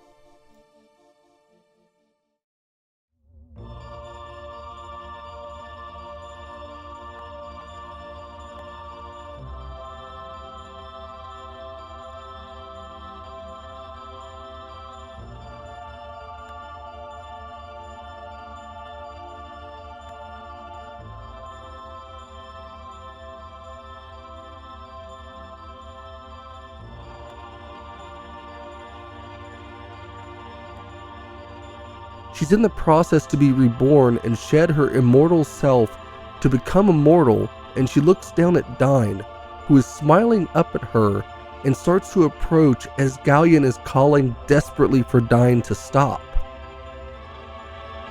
Wait! Dine! Stop! Stop before the path you have chosen strips you of the very power that safeguards your soul!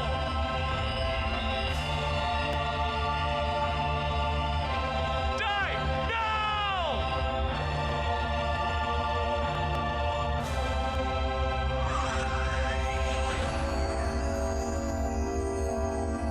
Why have you done this? What is it that you can see that I cannot? Tell me!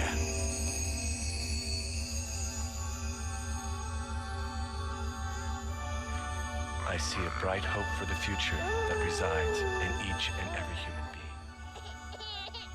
This moment was the end of Althena and the beginning of the fall into darkness for Ghaleon.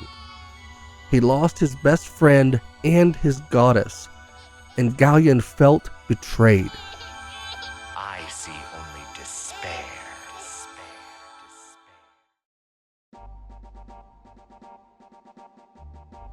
Laike explains that Althena felt that she needed to do this because the people of the world were becoming far too dependent on her.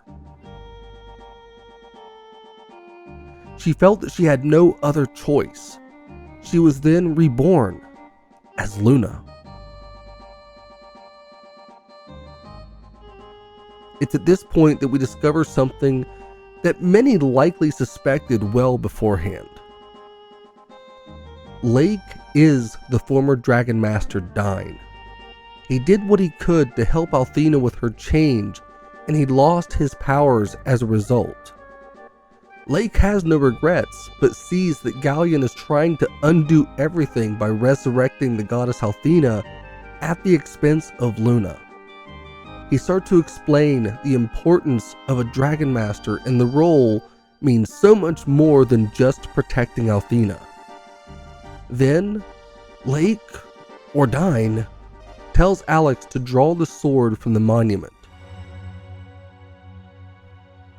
And yeah, this could be seen as cliche, pulling the sword from the stone, but being this deep into the story made this a powerful moment, and seeing Alex with Dine's blade being transformed back into the Dragon Master was an uplifting sight that was sorely needed after the crippling defeat at the hands of Ghaleon.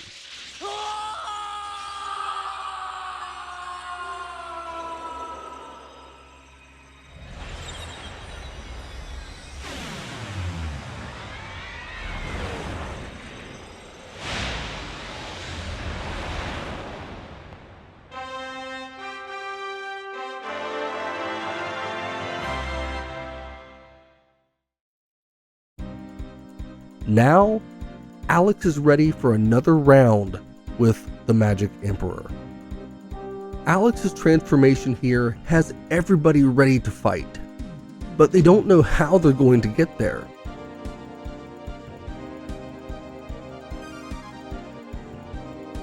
Dine, however, seems confident that Null understands.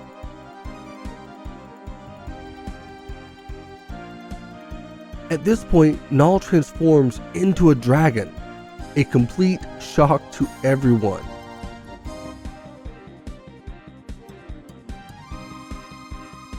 The party climb onto his back and Null takes off, heading for the goddess tower in the sky. We then cut back to Dine reflecting on everything. He's worried about Alex, but he seems confident that Alex can set everything right as it fades to black. Now we see the crew on Null's back heading through the sky towards the tower. This place is massive and the ultimate showdown is nearly upon us. Hearing the bickering as they make their way to the tower was incredible. Now by the time I got here in the game, I had given a lot of thought about how to approach some parts of this video. Goddess Tower all this time. I never heard a word about it when I was studying to be a priestess. That's because you always ditched class, honey pie. At least I've set foot in a school, you dumb bastard. In the sections where the FMV tells you what's going on, I thought it would be more fitting than me simply talking over them. A desert of death is spreading below us. The fortress of Althena appears to be sucking the very life from the ground. If this continues, our whole world will soon be as desolate as the frontier. I don't think Ghaleon will stop at desolation. He wants total destruction. I'll never let that happen. Besides, the music and dialogue here is incredible, and it's nice to let the game just tell you what's happening. We know how dire the situation is now, as they start to make their way into the tower. After traveling up through the tower, you'll eventually run into Luna, or I should say Royce posing as Luna to set up a trap. She then disappears after casting a spell on the party, and they don't feel anything weird here and they continue on wondering what it could be, but they quickly find out. The party now have random status effects on them at the start of the battles, which adds even more to the challenge here. But we're in the endgame. We're determined now, and it's way too late to give up over something as simple as status effects. Now, not too long after, we run back into Royce and she's ready to face you. This is it for her. So many times she has been a pain, and now we finally got our chance to get our hands on Royce. She shows us a future of us failing, but Alex and the others are having none of it.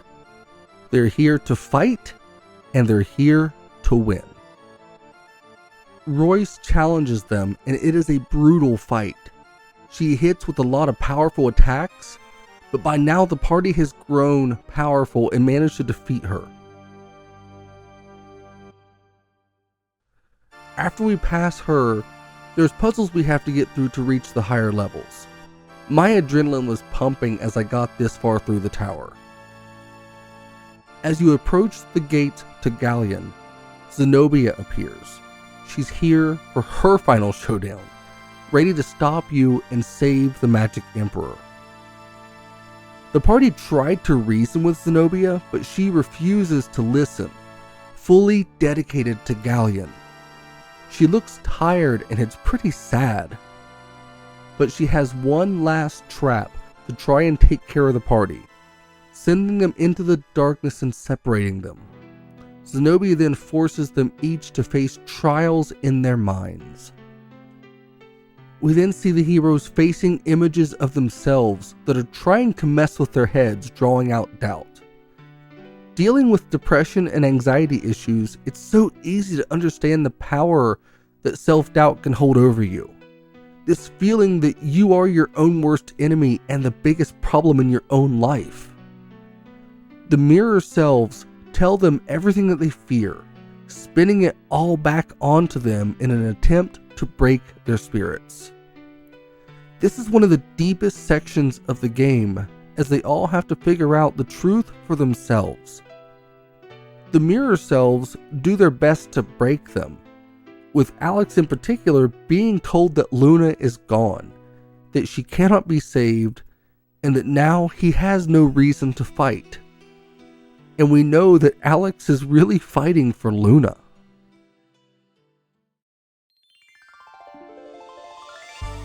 Mia, Kyle, Nash, Jessica, and Alex. the darkness. Remember what you have learned thus far. Dragon Master Dine lives his life knowing that if you follow your heart with pure intent, the way will always open before you. You must overcome this despair and prove this true once more. Just as things seem grim, Null shows up and speaks to everyone, urging them to overcome the illusions. The party stand up to these lies one at a time, and it's a heartwarming scene, as by this time, I'm already attached to these characters. I care about them, and I'm happy to see them overcoming their fears like this. Their growth throughout the game is put on full display here. And then, Alex is alone to deal with his illusion.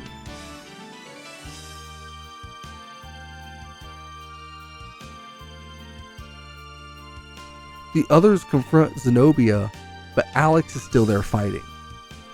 The rest of the party, though, are fully confident that Alex will win, showing their faith in their friend.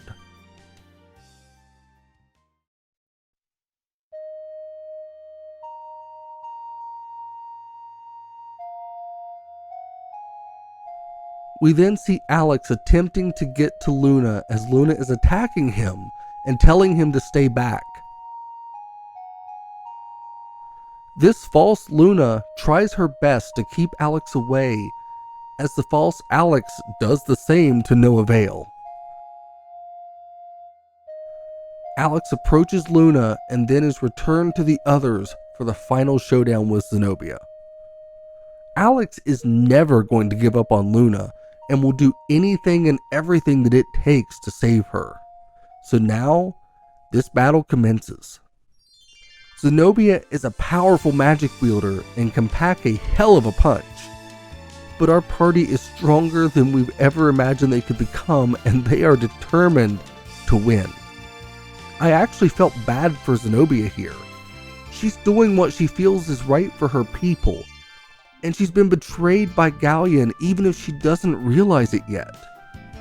Eventually, she will fall, and the party have only one more challenge ahead: Ghaleon. Zenobia will give her final words, feeling like a failure to her Dark Lord, before she falls. Now, we head into Ghaleon's chamber to confront the Magic Emperor and rescue Luna. Ghaleon intends to turn Luna fully into Althena and to rise as a deity himself. At last, the hour is at hand to correct the error of Althena from 15 years ago. I shall do everything within my power to assist you, my lord. Behold.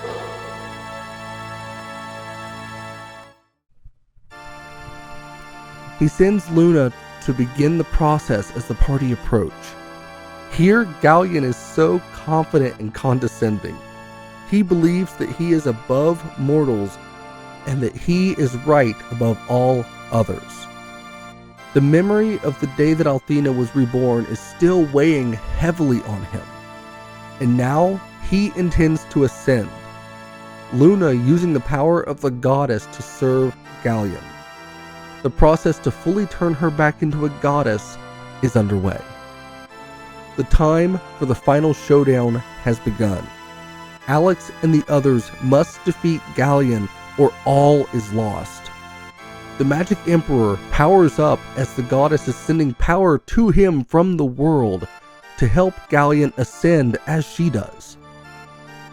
The party speak to him, trying desperately to reason with Ghaleon, but there's no point in that. There's only one thing left to do. They must stop the Magic Emperor. What utter nonsense. Perhaps you should demonstrate the power that gives you such confidence. Then we will see who is fit to be supreme ruler and who is dead. Those that underestimate the power of the human spirit are destined to fail. And that means you, Ghaleon. This battle is brutal. Ghaleon is confident that he is more than a match for them as he was before. But now they are even stronger and ready to finally deal with their great nemesis. The great hero and wicked emperor is bested and falls at the hands of the heroes. And now, I am disgraced yet again.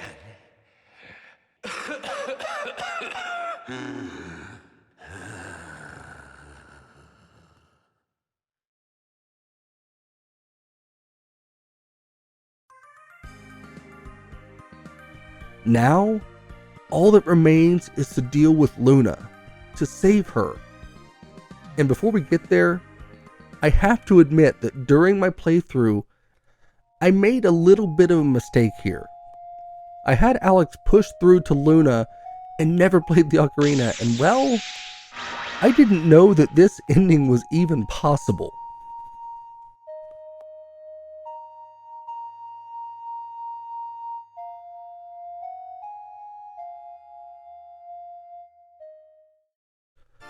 But with that embarrassing moment out of the way, Alex moves towards the stairs and is attacked by energy blasts from Luna, trying to keep him away from her. She is still brainwashed and believes herself to only be Althena. She tries to keep Alex at bay, but he is not going to let her stop him. Ghaleon gets up briefly to gloat that even in his defeat he has won because he took Luna from them.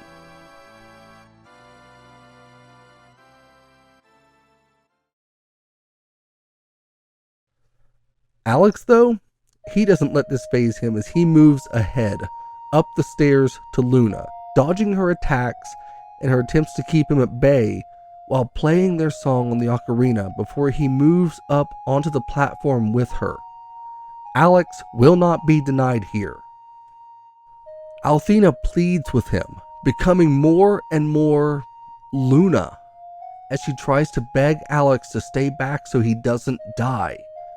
But he continues, reaching her at the top of the tower as they have a touching moment where she believes that it's too late. But Alex still has one more trick up his sleeve, something he learned from his hero Dine. This is the ultimate climax to the story, as Alex takes a final stand to save the girl he loves.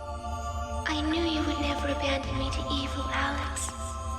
Yes, now we can finally go back to Berg together.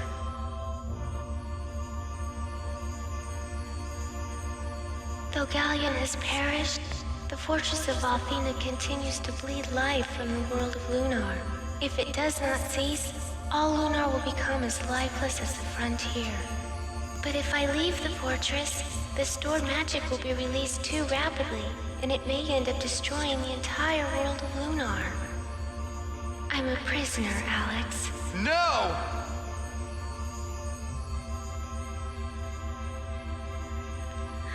I'm sorry, Alex. I must stay here. For Lunar. I won't give you up! You mustn't give up either, regardless of how hopeless things may seem. There has to be a way.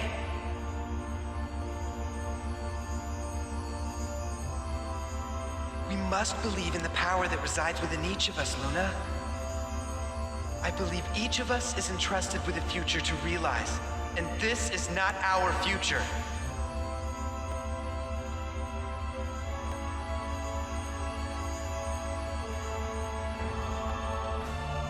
Luna, if we work together, I'm certain we'll find a way, just like Dine did, remember?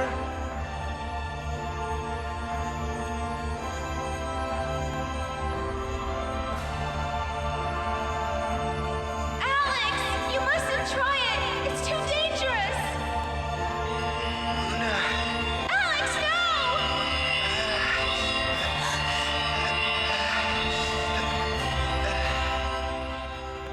In a moment, Alex sacrifices all of his power as the Dragon Master to save Luna.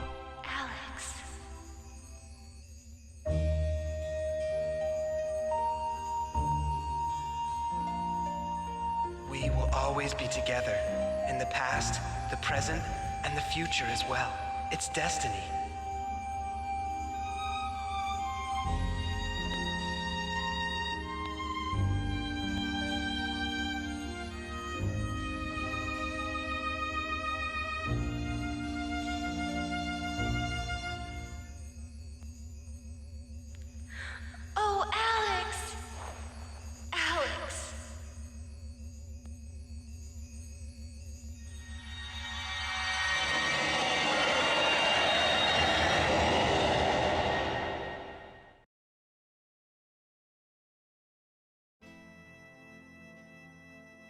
Back at the party, they notice that something big has changed.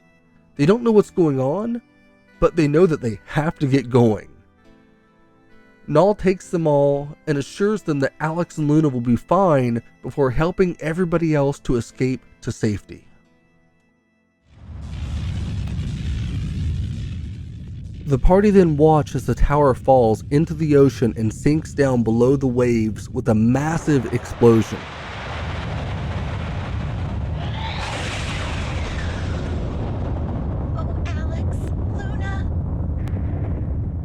It's a harrowing moment of uncertainty as they watch on helplessly.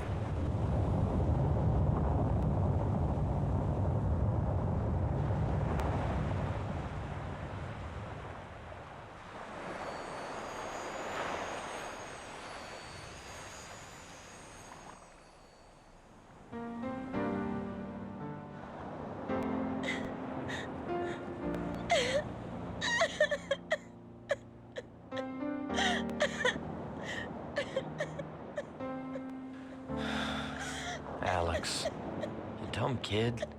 Why'd you take the risk? Alex and Luna sacrificed their lives to save this world from destruction. Oh, Alex and Luna, they're gone forever.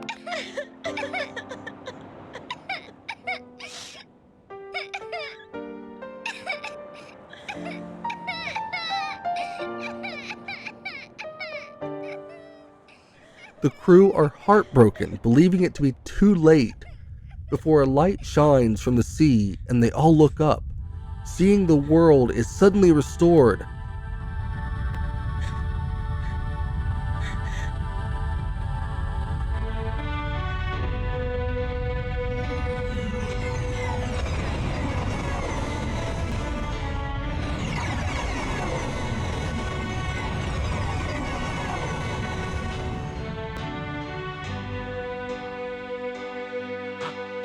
Look at the ground.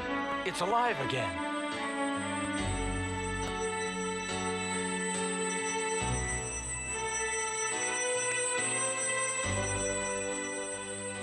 And then?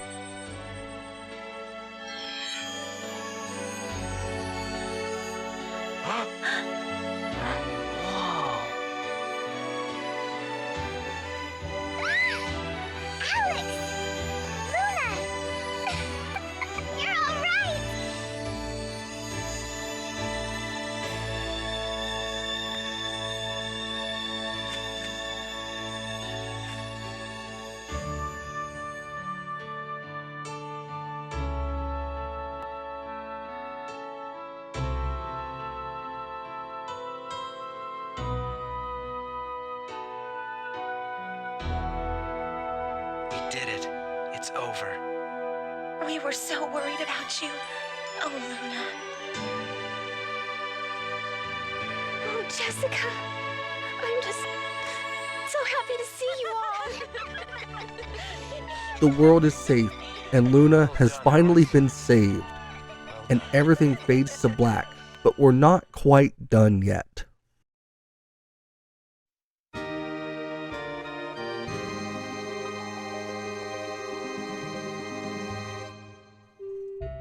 The party regroup in Meribia and are reflecting now that they are safe. These people have become friends. They care deeply for each other. Jessica runs off and takes Kyle with her, hoping to find her dad restored now that Zenobia is gone. Kyle is nervous about seeing Mel, but Jessica drags him along. Mia and Nash then head out to find Mia's mother as they're planning to rebuild the guild and eventually to restore Vane. That leaves Alex, Null, and Luna as they head to see just how their old friend Ramus is doing.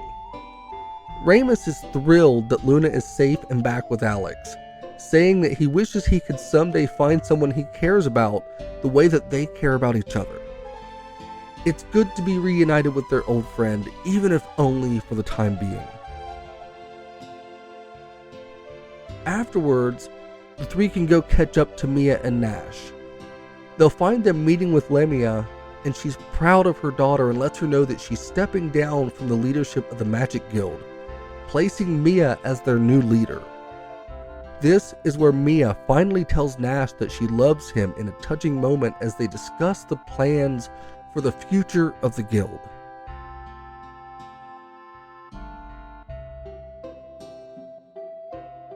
Now, Alex and Luna move on to check in on Jessica and Kyle. Kyle has refused to go see Mel, afraid of him as he's concerned that Mel just doesn't like him. Jessica urges Kyle to go with her anyways, and they all head in to check on the restored Hell Mel. He is so happy to have his daughter with him now that he's back to himself. Kyle sticks to the back of the pack for the time being, before he finally speaks up and is noticed by Mel. Mel then makes Kyle promise to take care of Jessica, and the three seem to be actually getting along great. Mel even admits that he always thought that these two would end up together. Mel tells Alex that he and his friends will be the next great heroes that everyone talks about in the world. That they are the heroes of this generation. It's a pretty humbling thing to hear, knowing the adventure that they've been through. After departing from here, Alex and Luna are stopped at the entrance of Meribia by Phaecia. She thankfully managed to survive. Phaecia tells them that many of her people managed to make it through and plan to find a place of their own in the world now. She says that they will search out a part of the green earth that nobody's ever been to and make it their home, thanking Alex and Luna for this second chance before departing. Now, as they head towards the boats, they run into Dine. He says that that name died years ago and he's just Laike now. Laike tells them that the future will be shaped by those with courage and that Alex possesses that courage. It's great for him to hear this from his childhood hero. Laike tells them that he's going away on a long journey and that he's happy to be alive. Laike leaves with some strong words of wisdom. Too many people get caught up in what could be instead of appreciating what is. Appreciate what you have and who you have, because the future can take it all away from you.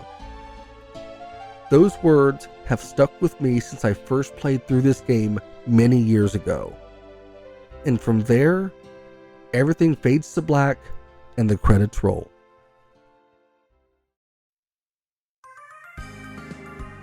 This game tells an amazing story with an incredible cast of characters. The love and care from everyone involved in Lunar is evident in every aspect of the game. There's just an incredible feeling with Lunar that is hard to put to words. I know in the beginning of this video that I said the game is charming, and that's about as accurate a description as I can muster for Lunar. I found myself tearing up more times through this most recent playthrough than I ever imagined going into it. I found myself caught up in everything happening, and with this game, seeing these kids growing into adults on this adventure as their relationships form and strengthen was wonderful, and I look forward to the next time that I get to play through this world and spend some more time with this cast. Now this is a bit that I didn't have in the script until right now as I'm working on recording it. But during the making of this video, I spent a good bit of time on the Lunar subreddit and found a community of friendly and amazing people who share my love for this game and series. Now while I was working on this project, which I initially thought would take maybe 3 to 4 weeks tops, I found myself overwhelmed by the scope as it kept growing. And the people there encouraged me to keep going, just as Alex had so many friendly people urging him to continue along his journey. So to all of you, I sincerely thank you. I don't know that I could have finished this video without your support.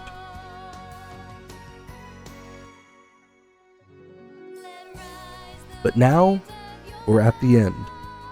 It's been an incredible journey, and I hope that you've enjoyed being on the ride with me as much as I've enjoyed putting this project together. If you've made it this far, I deeply appreciate it. Thank you for spending some time with me and going back through this incredible game. I appreciate you all more than you know. I'm the Unhinged Gamer, and I look forward to seeing you all again in the next one.